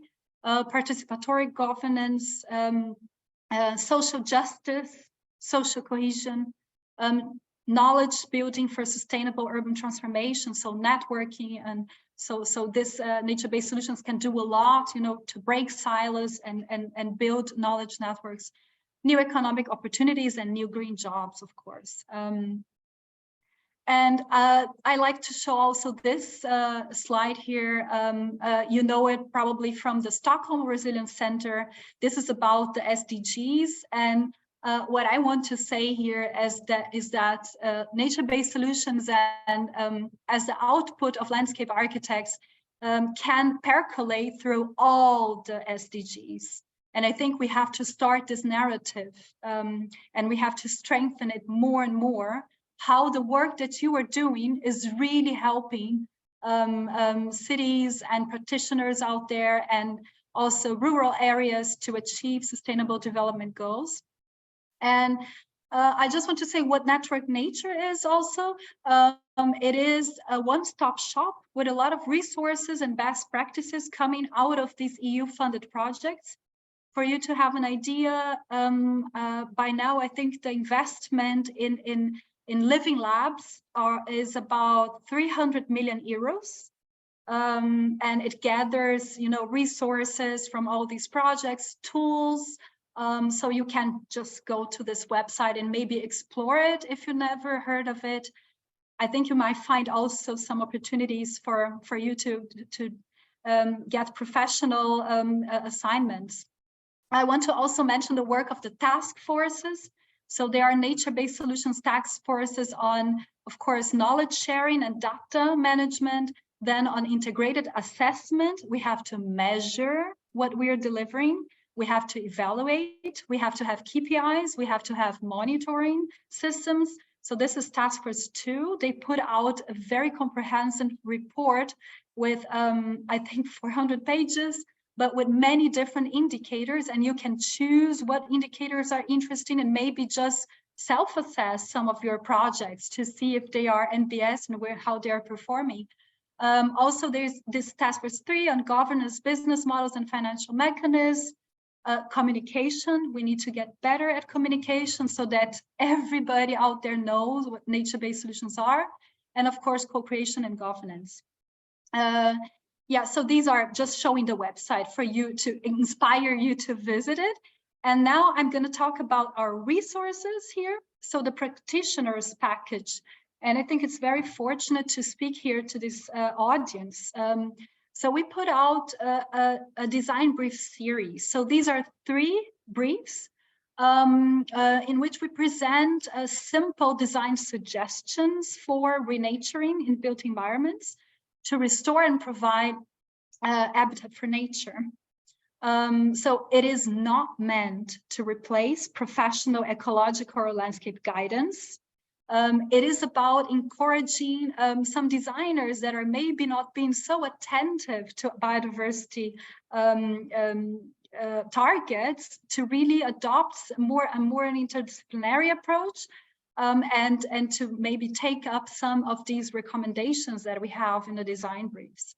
I shared this on LinkedIn 2 weeks ago, and we got actually quite a lot of noise, I would say. So 75 reposts. Probably Dusty did one of them, 464 likes. So I think people are enjoying this resource out there. And I'm sure that this community out here can put even more comprehensive set of guidelines for this kind of design.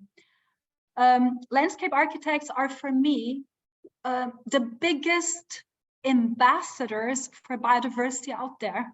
I mean, I really want to think of them as that. I think if you're a landscape architect and you're not doing work that help biodiversity, you should stop and rethink what you're doing right now. Biodiversity is extremely important. It is as important or even more important as the climate agenda, although we don't have that weight that the climate agenda has.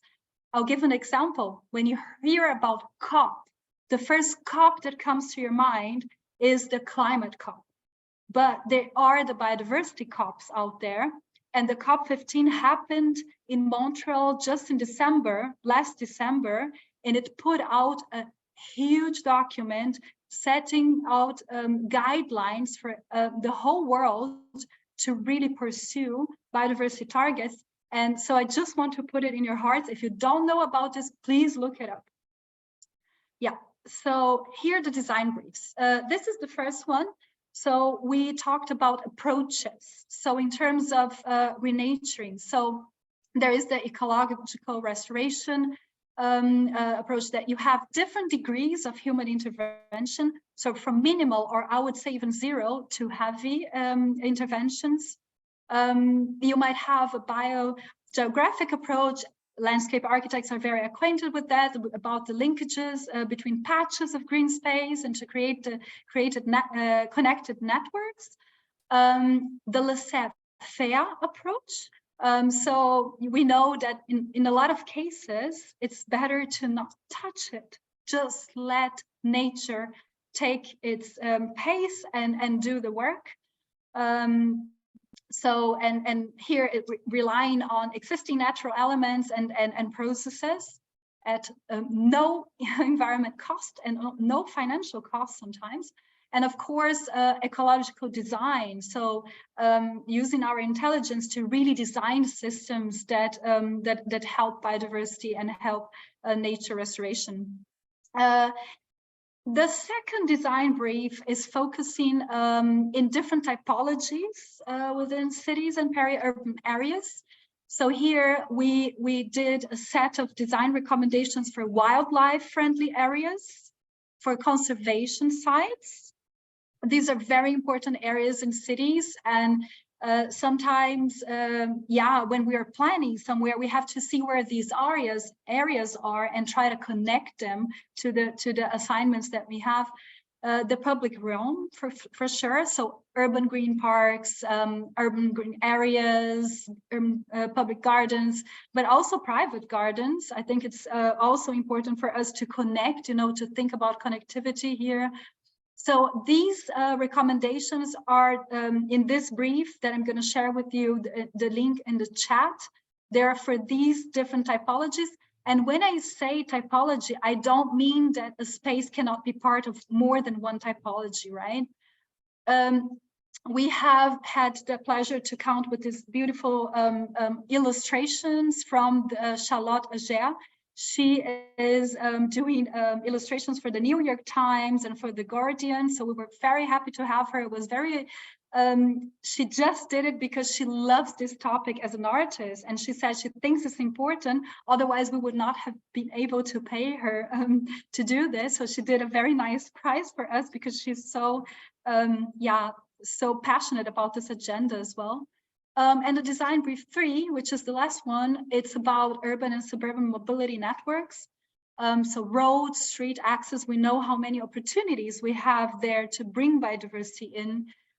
Green associated with buildings, of course, green roofs, green facades, everything that has to do with buildings. Vacant plots and brownfields, they also provide immense opportunities. And here I just want to give some examples on what recommendations. So we talk a lot about places for shelter, for birds, for pollinators, using different species, using native species, providing, for example, water habitats as much as we can, thinking a lot about insects. And of course, we also think about how to use wood instead of using plastic, so this whole kind of design really considering nature and nature processes. Also some illustration from Charlotte, and here's some references. I want to say that we took a lot of attention on this handbook on nature-based solutions from the city of Madrid. They have a really beautiful work that they have done, also with a lot of design recommendations. London also put out this urban greening for biodiversity net gain design guide. They also have nice recommendations out there. Designing for change. So I want to mention this essay from the World Landscape Architecture. The handbook on Singapore Index on Cities Biodiversity. This is also backed up by the Convention of Biological Diversity. So, these are some of the resources, but if you click on the link that I'll put on the chat, you're going to see we have 2 pages of references that we use for the briefs. And last but not least, I want to give a huge thank you to Katerina, to Merit, and also to Tony, because these 3 people from IFLA, they really put a lot of time and patience and reviewing the 3 design briefs. So we're very happy to have had worked with IFLA together to put this out. And with this, say thank you. Thank you so much, Daniela. So there is a reason why these publications that you work on, like the vital role of nature-based solution and nature positive economy, etc., are one of the most downloaded and read, as well as your, I feel, agency that you energetically push through, so that very often when you talk to many colleagues, these European policies are very abstract, and this is a huge 300 pages PDF, sometimes in Roman. But I think you managed with your agency to bring these important documents, to inject them with life, through visualizations, through illustrations, so they get a, I'd say, the visibility they deserve. So I feel that's a very important synergy that you managed to show in your work. And thank you again for your strong agency across professions and across countries and across different, I feel, also institutions. So I suggest we go to the third speaker, and then I see there's already a vivid, almost a discussion happening in the chat, but I suggest we move on to the second and third speaker, then we have a group discussion, and also with you and with the rest of the participants. I see we have 77 still in with us today. Then I move to Dusty Gage, who is a president of the European Federation of Green Roof Associations. He's a recognized designer, technical and policy advisor on green roofs, and he collected experience across the world in terms of combining solar and green roofs, very often having two conflicting goals, right? And as a publishing author, he has been instrumental in writing strategic reports, and the latest is the London Green Roof Report. So I think there is a interesting body of knowledge, and I'm very glad to give the floor to Dusty and to have your 12-ish maximum minutes for your intervention. So Dusty, the floor is yours. Thank you very much. I have to make a confession, Harris, that I didn't realize I had to do a presentation. So I've just been trying to sort of prepare one while Daniela was speaking. So I'm going to keep it quite short, but listening to what has been spoken before, listening to Daniela, this is not very prepared. It's more some reflections on what I've heard said. Obviously, I didn't read the email properly, but you'll have to forgive me for that. I'm going to share my screen now, and hopefully you'll... And I'm going to share some of your reports in the chat. Yeah, I shall refer to those. Can you see the presentation? Yes. I have to check this because sometimes it's not. Is it moving? Did it move? Yes, it's great. moving. So yeah, that's the federation. We've got members all across Europe, and obviously we've got two members which aren't currently, well, 3 members which aren't currently part of the EU. But we've been very, very active. I certainly sat on behalf of the federation on the Ecosystem Services and Green Infrastructure Working Group in Brussels, and I've recently been over in Belgium and the Netherlands speaking particularly on biosolar, which Harris referred to. Just to say that the Federation is active in a lot of Horizon 2020 projects. This is one pro-GI reg. I was recently in Greece, where in Piraeus, where they've got a really exciting project about greening up an old railway line, which has involved grassroots up. It's involved the school and the residents working with professionals, landscape architects and engineers to actually deliver this. And I found that very, very exciting because 40 years ago, I did live in Athens and it's very, very hot there. But the focus there is again with biodiversity. But then again, there's this conflict because it's in an urban area about beautification and biodiversity. And I think that's a relevant thing to say at an event like this, because I was very impressed, and I've done a screen grab actually, Jackie Sharp, of what's driving everything.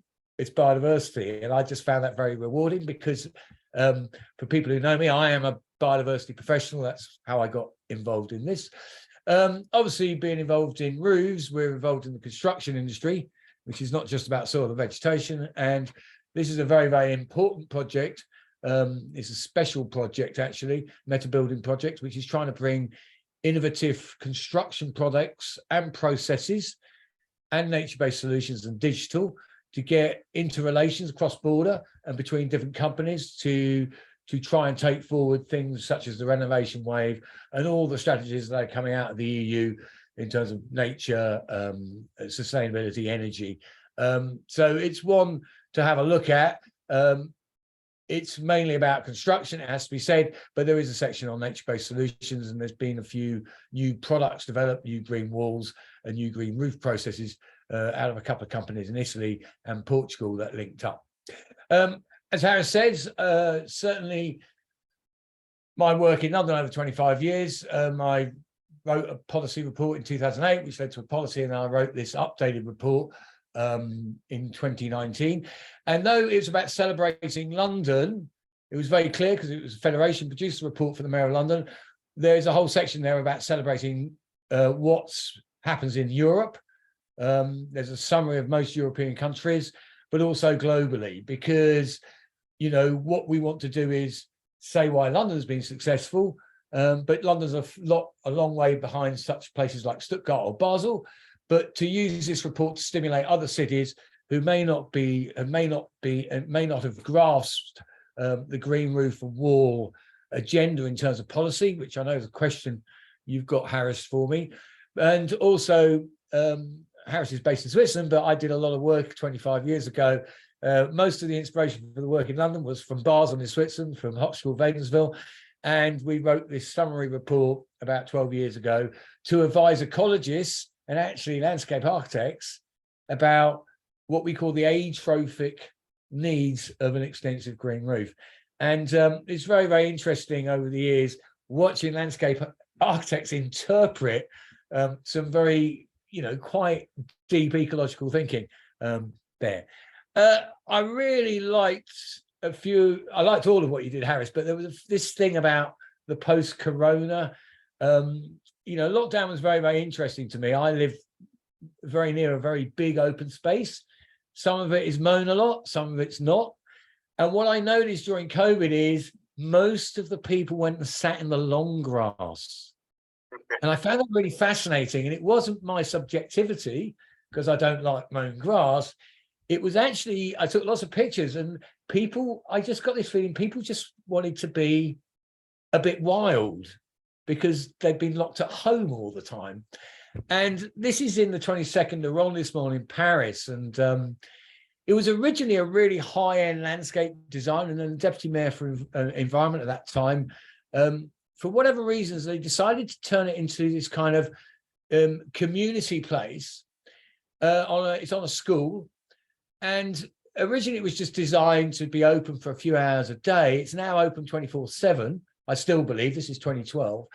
And they've got these different plots. They've got wheat, they've got stinging nettles, they've got Mediterranean garden, they've got a bit of food. And it's sort of trying to represent a lot of the communities there. And there's not a lot of green space in the 23rd arrondissement. And this has become a real hub for the community. And on a social level, they tell me when I was there that actually it's bringing a lot of the ethnic communities together to share their thinking in terms of what food they like to grow. And so there's a bit of social cohesion, which I think is a very, very fascinating and positive thing about a very large green roof in the 22nd arrondissement in Paris.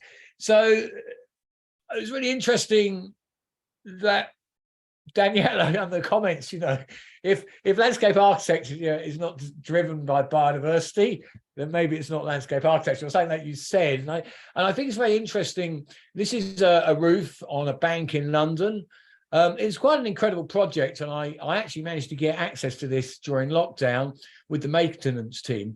Unfortunately, there's not one native species on this roof, and I found that rather striking as somebody who's a biodiversity professional. And what's going to be interesting in England, not Scotland, Wales, and Northern Ireland, and I was on a call to Dublin today for Tony, and Dublin City were talking that they might go this way shortly.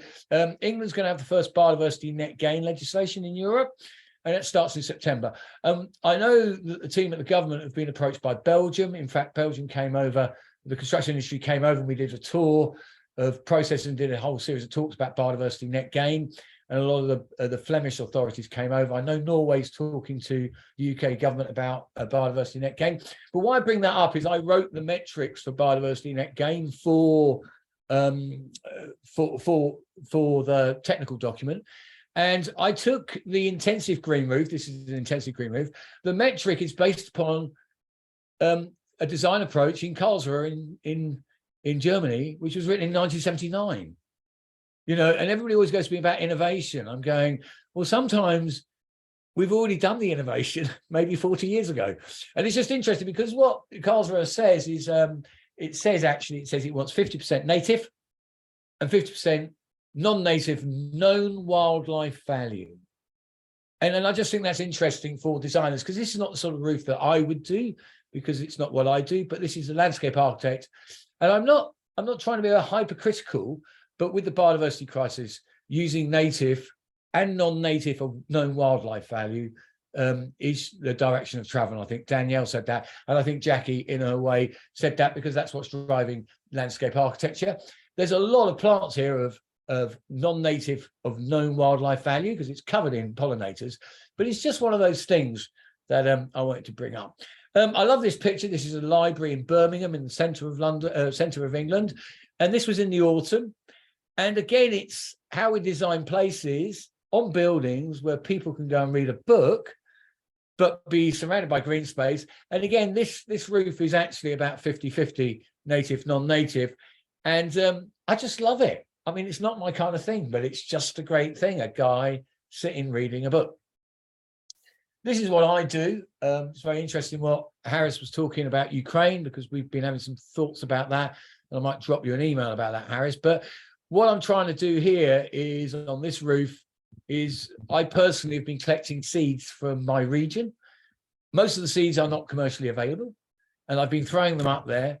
And now I'm slowly over 5 years created a regional London, Southeast London seed mix, which we can harvest to put on roofs in London, which is part of a carbon neutral circular economy green roof project that I'm working on, which anybody's interested in, get in touch. Again, I might talk to you, drop you an email, Harris, because I think it's relevant to Ukraine. And going back to the people thing, I take people on tours of these roofs. Most of the roofs designed for biodiversity in London are completely inaccessible to people. And I just find that really interesting. And a lot of the local authorities say a biodiversity green roof should not be accessible to people. And you go, why? Nature's not going to worry about a few people sitting around the edge. And most of the people in this picture work in this building and have worked in this building maybe for 5 or 6 years. And it's the first time they've ever been on the roof. And I said to them, would you like to come and have a coffee on this roof? They said, yes. And again, it's not over-designed.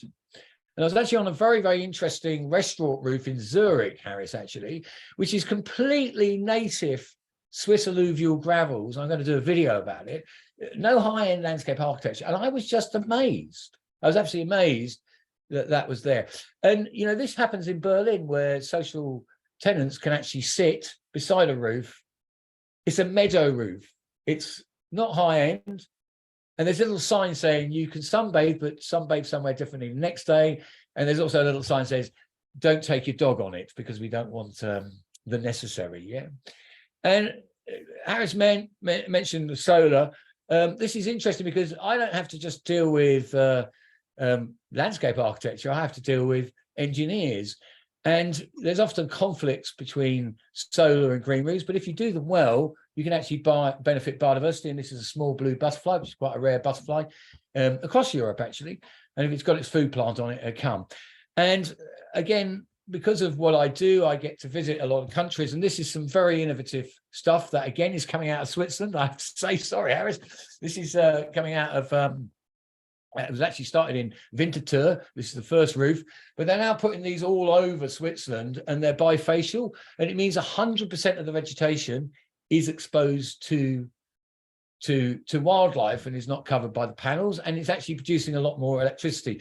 So that's a very interesting thing. And you just Google bifacial, again, Hot School Wädenswil, and they've been doing a lot of research on this.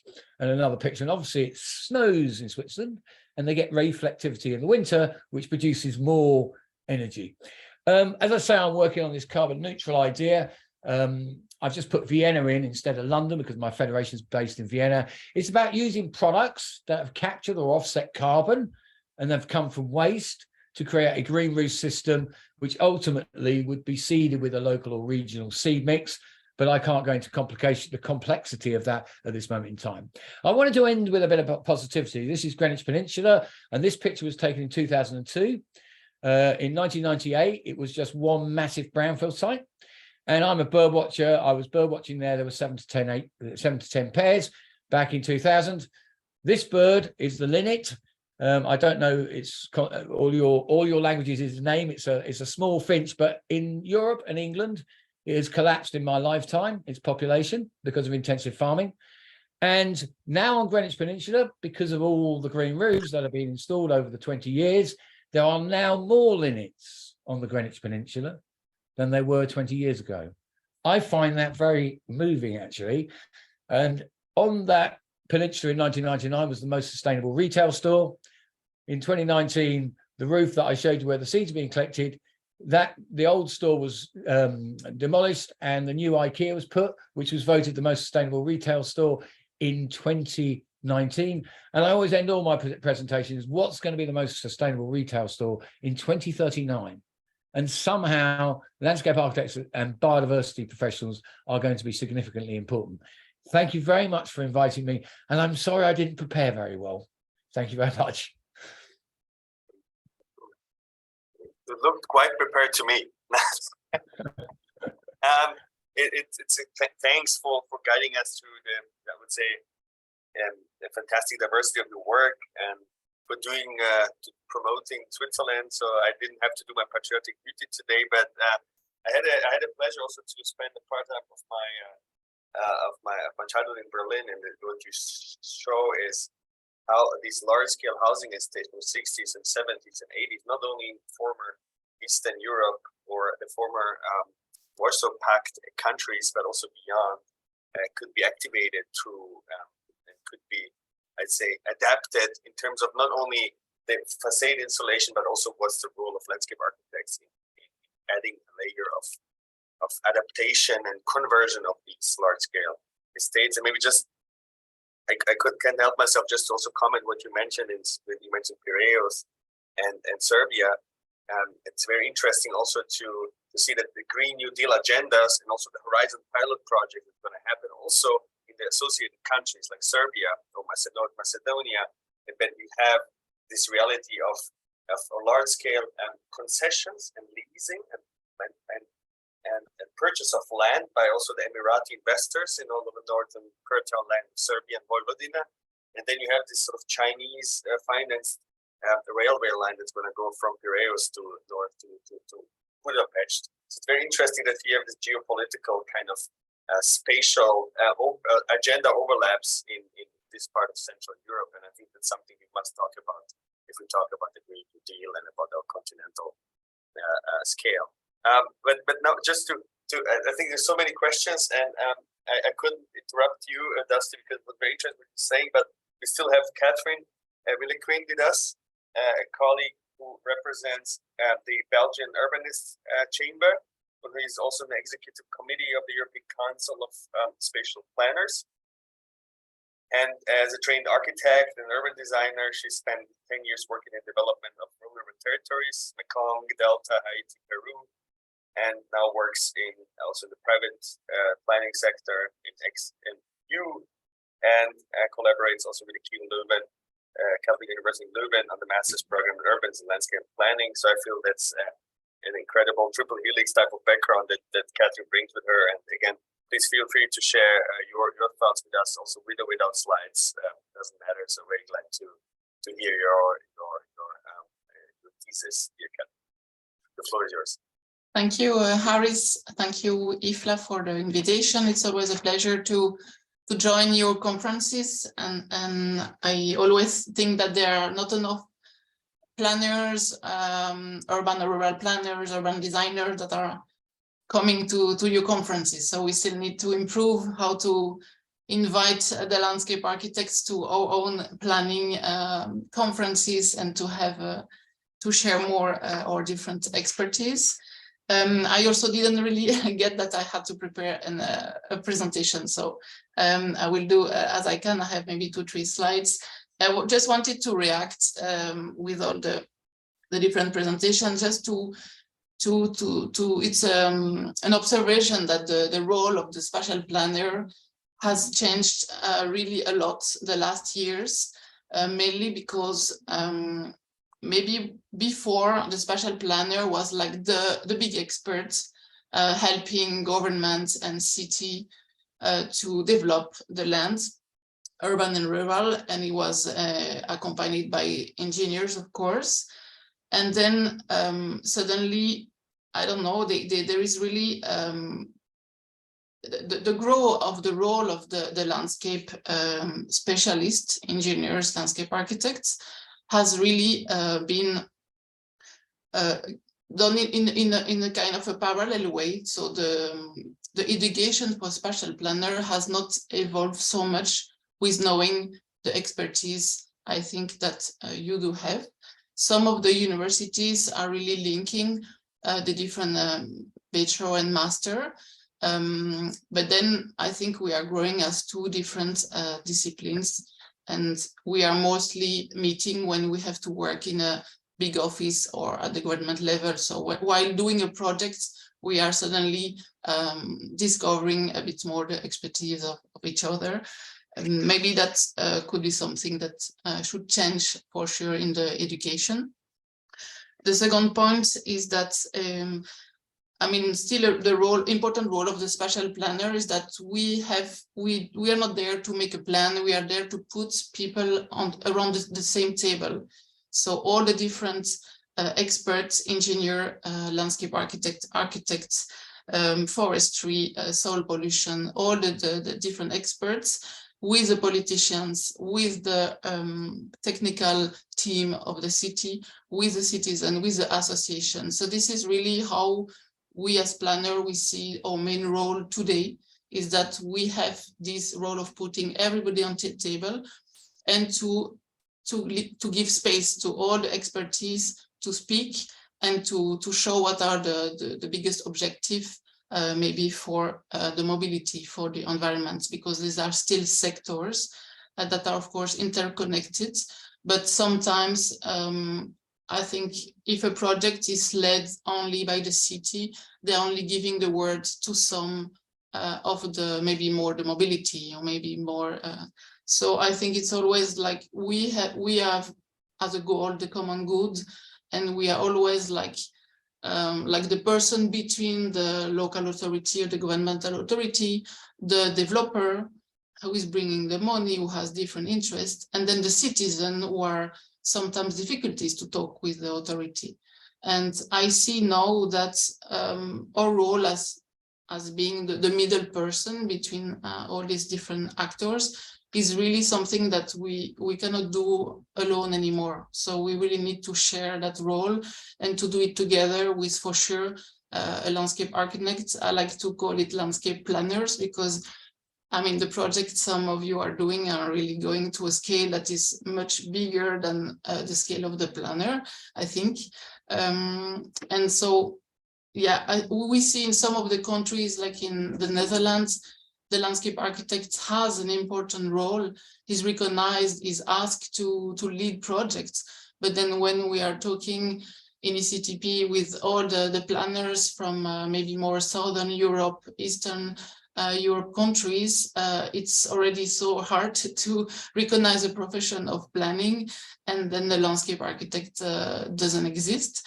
And so it's also something that we are trying in all the countries, is to help to say that planning is a super important tool, and it has to be done by an expert in the landscape and other expertise, of course. So that's one of the goal of ECTP, is to really make the role of planning and as so important for the government, and then the different expertise have to come together.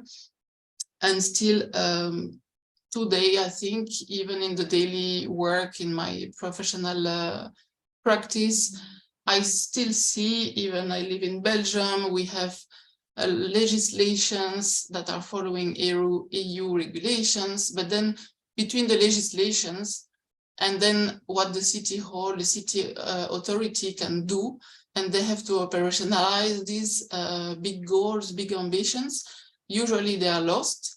And then even us as a planner, sometimes it's really hard to say, how can we do that? So the team of expertise is not always there. It's not always easy to find the landscape architect or planner that will be able to also help us. And still today, I find that there is like a prioritization of the ambition on the city level, on a village level. And we have like economical goals, mobility, new housing. These are the most important. And then still today, public space is not so important, and environmental issues, biodiversity is still not seen as super important. So I think it's the role of us as all architect planners, landscape architects, to continue to put these goals that sometimes are really put the last ones, and to put them in priority number one. And that's really like a mission we have for sure to continue that. Maybe I can share just 2, 3 voilà. I have 3 slides. I'm just taking this one, which is the new Urban Bohos Compass that has been published in the beginning of the year. And this is really something that as planners we are discovering. I was presenting it at the last General Assembly of the ECTP, because we were really super interested in that tool. And how we can really link the value of sustainable, beautiful together, and also having the working principle of participatory process, multi-level engagement, and transdisciplinary approach. And using that tool, I think for a smaller project on the building scale, or it can be a much larger project on the regional scale, it's a really very important. I think we can really share it, that all the national association of planners are presenting this to their own city level and national associations to use it, maybe to transform it if it's needed, but then at least start from that as a common base. The second document is a document we have published. It's a manifesto that we published in October 2020. It was really like a post-COVID manifesto that we wanted to really reinforce that we have to look towards an inclusive and just future, and we're working for the common good, and having justice and inclusivity to be part of the planning goals. The document is on our website.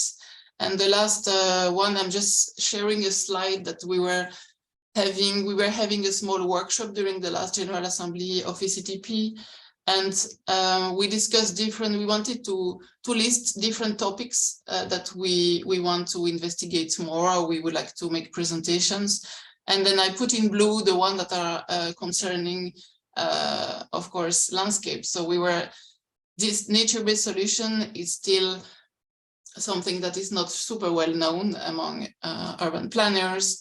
The permacultural approach to be applied not just on the garden scale, but that can be really much applied on the urbanism level. Talking a lot about the flooding areas, we have new regulations for flooding areas, but okay, we don't know how can we build, what can we do?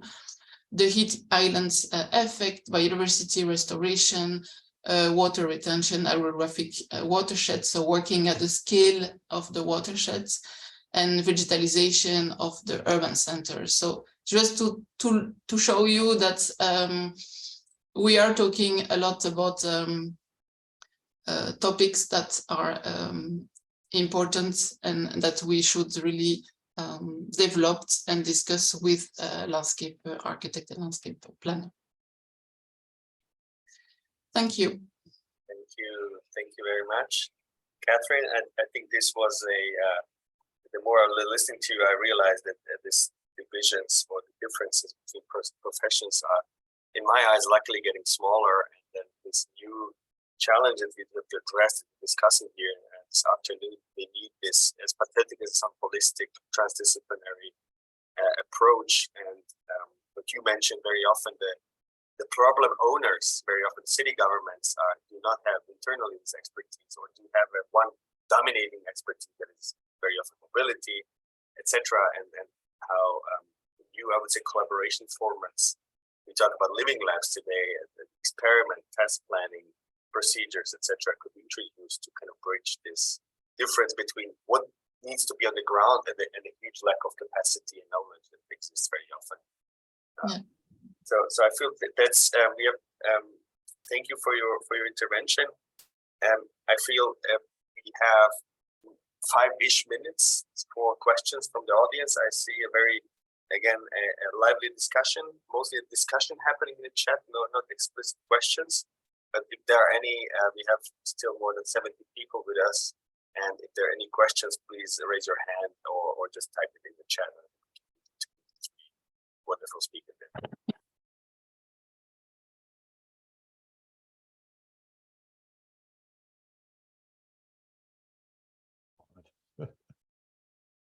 Okay, I see.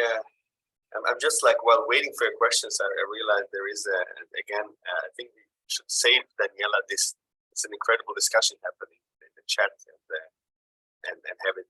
There are many links I think that are helpful about I would say the deeper information about the work of our speakers. But what the question was on my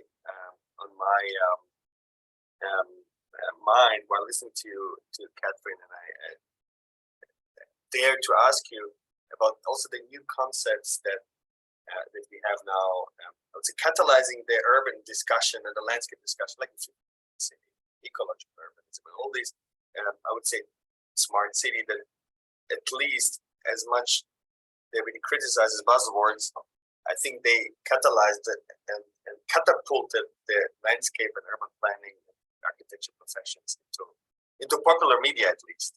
So my question, maybe to Catherine, is how much, and now seeing the 15-minute city being picked up by the climate, let's say, people who are critical into climate change, like in Oxford, I think many of you saw these protests being connected also to the kind of the new World Economic Forum criticism. So I think there's a backlash also of these new paradigms that can also get back to us. But maybe to Catherine, how is your kind of relationship to that, and how does it?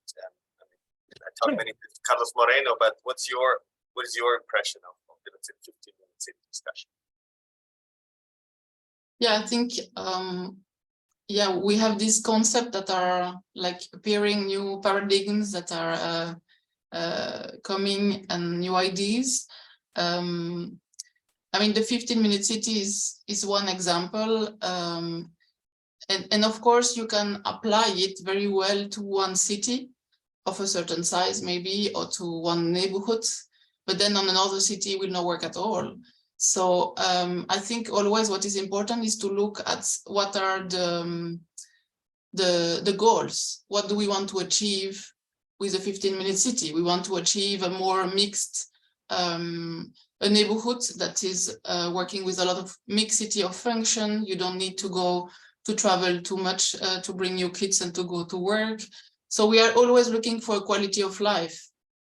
So you can reach that. I mean, if you look at the main goal, the quality of life and how to live together and to be inclusive and to be just in how we live in that place, then maybe you can do it in very different ways. You can do it in taking out completely the cars of that place, or you can do it in other ways, in having much more small shared place, public space. Maybe you were talking before about these forgotten places, but then very often, if you in that forgotten places, you are making a mixed use building with like places for small associations, smaller, maybe an extension for the schools, you are going to reach that the fact that suddenly this neighborhood has a higher quality and people are not going to bring their kids by car to another neighborhood. They are going to stay in that neighborhood and to make it better. So yeah, sometimes these new paradigm are a bit too much like dogmatic with some rules to follow, but it will not apply everywhere. So I have to be maybe careful with that. Completely agree with you. I think that's the kind of pros and cons, and I'm much in favor of working with the pros, and also what these buzzwords open so many doors for that. And I think we have to embrace it. Before I give over to our president Katerina for a summary and the final remarks, I also would like to include our two other speakers very briefly also into the discussion. For example, Dusty, the question that came into my mind also when listening to you was very often, and you showed this Swiss example, but one reads also about different conflicts of engineers and then the community who want the maximum of the space for the photovoltaics, and then the community groups who want a green roof to be open. You have a big discussion in Zurich if all the roofs should be open in the public or not, etc. And then obviously the landscape architects were also active. So there is a, as you say, German Nutzungskonflikt, kind of usage conflict, who gets what attention, what of the space. So maybe how do you deal with that in your work? What's your I don't really know, Harris, but no, I think I think the way it's going, I've certainly not, when I've gone to Zurich, which I know well, nobody's actually brought that one up to me.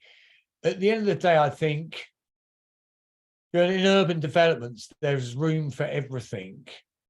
Generally, the issue in terms of green roofs is, well, you know, you need some areas which are publicly accessible, but you can also have areas which are wild, which may not have physical access, but could have access beside. But the main conflict is actually between engineering needs or desires and landscape. And one of the problems within the built environment is engineers still kind of rule the roost. And this is the conflict we have with the solar and the green roofs, is the solar engineer wants to make as much energy as possible. If he wants to make as much energy as possible, you're not going to have any vegetation and soil. And certainly when I was out in Ghent talking to the Eurocities group, I was with the solar energy and the solar thermal associations. And I said, you know, we need to come together and innovate. You know, we're not coming together to innovate and find out how vegetation and soil can help you and how you can help vegetation and soil, because there's still a bit of a silo mentality. And certainly with the solar thermal, it's very, very interesting. And I haven't followed up on that, but both of those associations said, yeah, we should come together. But most of our members are just selling what they can sell. And I think that needs to be led, dare I say it, from the Commission, that we've got a lot of potential to innovate with things which are seen as conflictual, but they're probably actually beneficial, because somebody's already put in the chat that we know that soil and vegetation improves the efficiency of solar panels. Could we do it better? I know that solar panels actually produce a lot of water, and probably in the Mediterranean would produce a lot of water that could be used for irrigation of landscapes at ground level. But nobody's looking at those innovations. So that's my response to that. It's probably a bit too detailed, really. No, thanks a lot, man. It all brings us a bit to, you know, how to activate the who is a curator. Is it still the public hand in the city labs and et cetera, et cetera? So how does it work? And I think this brings me to the final sort of thought and question to Daniela. I mean, besides this, I would say Yona Friedman-ish, I would say fantastic visualizations that you create in your reports, and the reality on the ground that you catalyze. So it doesn't say just a PDF, someone's server, hard disk, or drawer. But how does IFLA, and for once maybe do not know IFLA very well, how do you manage to mobilize these problem owners and to impose to them, if you want this, the knowledge that you produce in this triple helix context that you do with universities and practitioners, etc. So how do you manage to eclipse China Spring on the ground? Thank you, Harris. That's a very good question, because at the end of the day, it's about on the ground, what we do on the ground, right? And not about reports and about figures and statistics, right? So I think, I mean, I'm thinking here living labs, or other people call it reality labs. I believe in the power of pilots, you know. experimentation. And I think pilots, they are never done by one group of people. Pilots, living labs, they are by definition really reuniting very different disciplines and the public and the audience and the citizens, right? So I guess that's the way to go. We should do like not 10 pilots, not 100, we should do 1 million pilots, because we have a lot of different ecosystems and the particularities of each place. And so we need to test things in different contexts and also cultural contexts. And here I just want to come back to Catherine, because I really love the new European Bauhaus. I think it's also a huge opportunity for landscape architects and urban planners, because the NEB, what it proposes is that we really do things on the ground and test things on the ground. And I like the simplicity, the pillars, beauty. Everybody is attracted to beauty, every human being, yeah? So we have the chance to open hearts here through beauty, right? Then sustainable, we cannot do anything in the world today which is not sustainable. It's a crime if we're doing things with plastic, and it's our responsibility to be sustainable. The crisis is running over us, right? And the third one, together, inclusive. So together means not only you alone in your desk, right, designing, but really listening, tacit knowledge, experiential knowledge from the citizens. They know their places, they know what they want, they know what their kids want. So we need to listen and work with them. So yeah, I just want to use the NEB as an entry point here for the underground. I think that's a fantastic summary of this, of our session, that this beautiful, sustainable, economically, ecologically, etc., socially, and the together, the participatory, the collective knowledge that exists in our cities, they should not be placed against each other. And I'm happy that the European Bauhaus picked it up as a trying to frame a holistic concept. As I think only cross-fertilizing and synergizing these aspects, we can create these 1 million pilots that I hope they're going to pop up. This can have an effect and literally contribute to the implementation of the Green New Deal. I think that's why we're all here. But I thank everyone for the attention, for bearing with us for a few more minutes than announced. I didn't want to interrupt this exciting discussion. Thank you for the attention. I would like to give over to President Katharina for the summary and the final remarks. So thanks again to the speakers, and Katharina, please take over. Thank you, Harris. I would like, first of all, it was really, I don't know if I should say brainstorming or food for thought. I mean, I heard so many things and ideas during all this presentation, and really, on behalf of IFLA Europe, first of all, I would like to thank all the speakers for what we heard today. I didn't expect really such a, as I said, multi-level, multicultural, diversified approaches really to put on the table regarding how we see Green Deal. And really, I love the way that we started from a strategic point, more in the planning level by a keynote speaker. Then we moved to a more local level, if we can say, even to the tree, as Tony Williams was mentioning, just to show a bit what is happening in a pragmatic way. And then, of course, our sponsors, which really I didn't expect, but they really brought from their point of view how sustainability and how green is approached by them. And of course, we just face all the idea what is happening with the profession, what is the lack of this problematic from Jackie, from Landscape Institute. And in this roundtable, what really loved is that all the speakers from their own point of view, they just said what is the future, how they see the future, probably of Green Deal, of how we see from their point of view and from their work, where we're going. Really, it was, I don't want to, I know there have been a lot of time for the audience to hear all of us. There will be definitely a short report with all of your presentations, so people, just to let them know they're going to have all the recording and the conclusion of this meeting. But I believe this is a start for new meetings, other meetings, new collaborations on this. So really, thank you very much of what you offer here on this table. I would like, of course, to thank our two moderators, Nick and Harris. I know they've been there all the way and they help a lot, our speakers. And see you on our next event, okay, next week, because we have approached a lot about agriculture and what is coming on. So I presume there is a continuity here. So thank you all on behalf of IFLA Europe.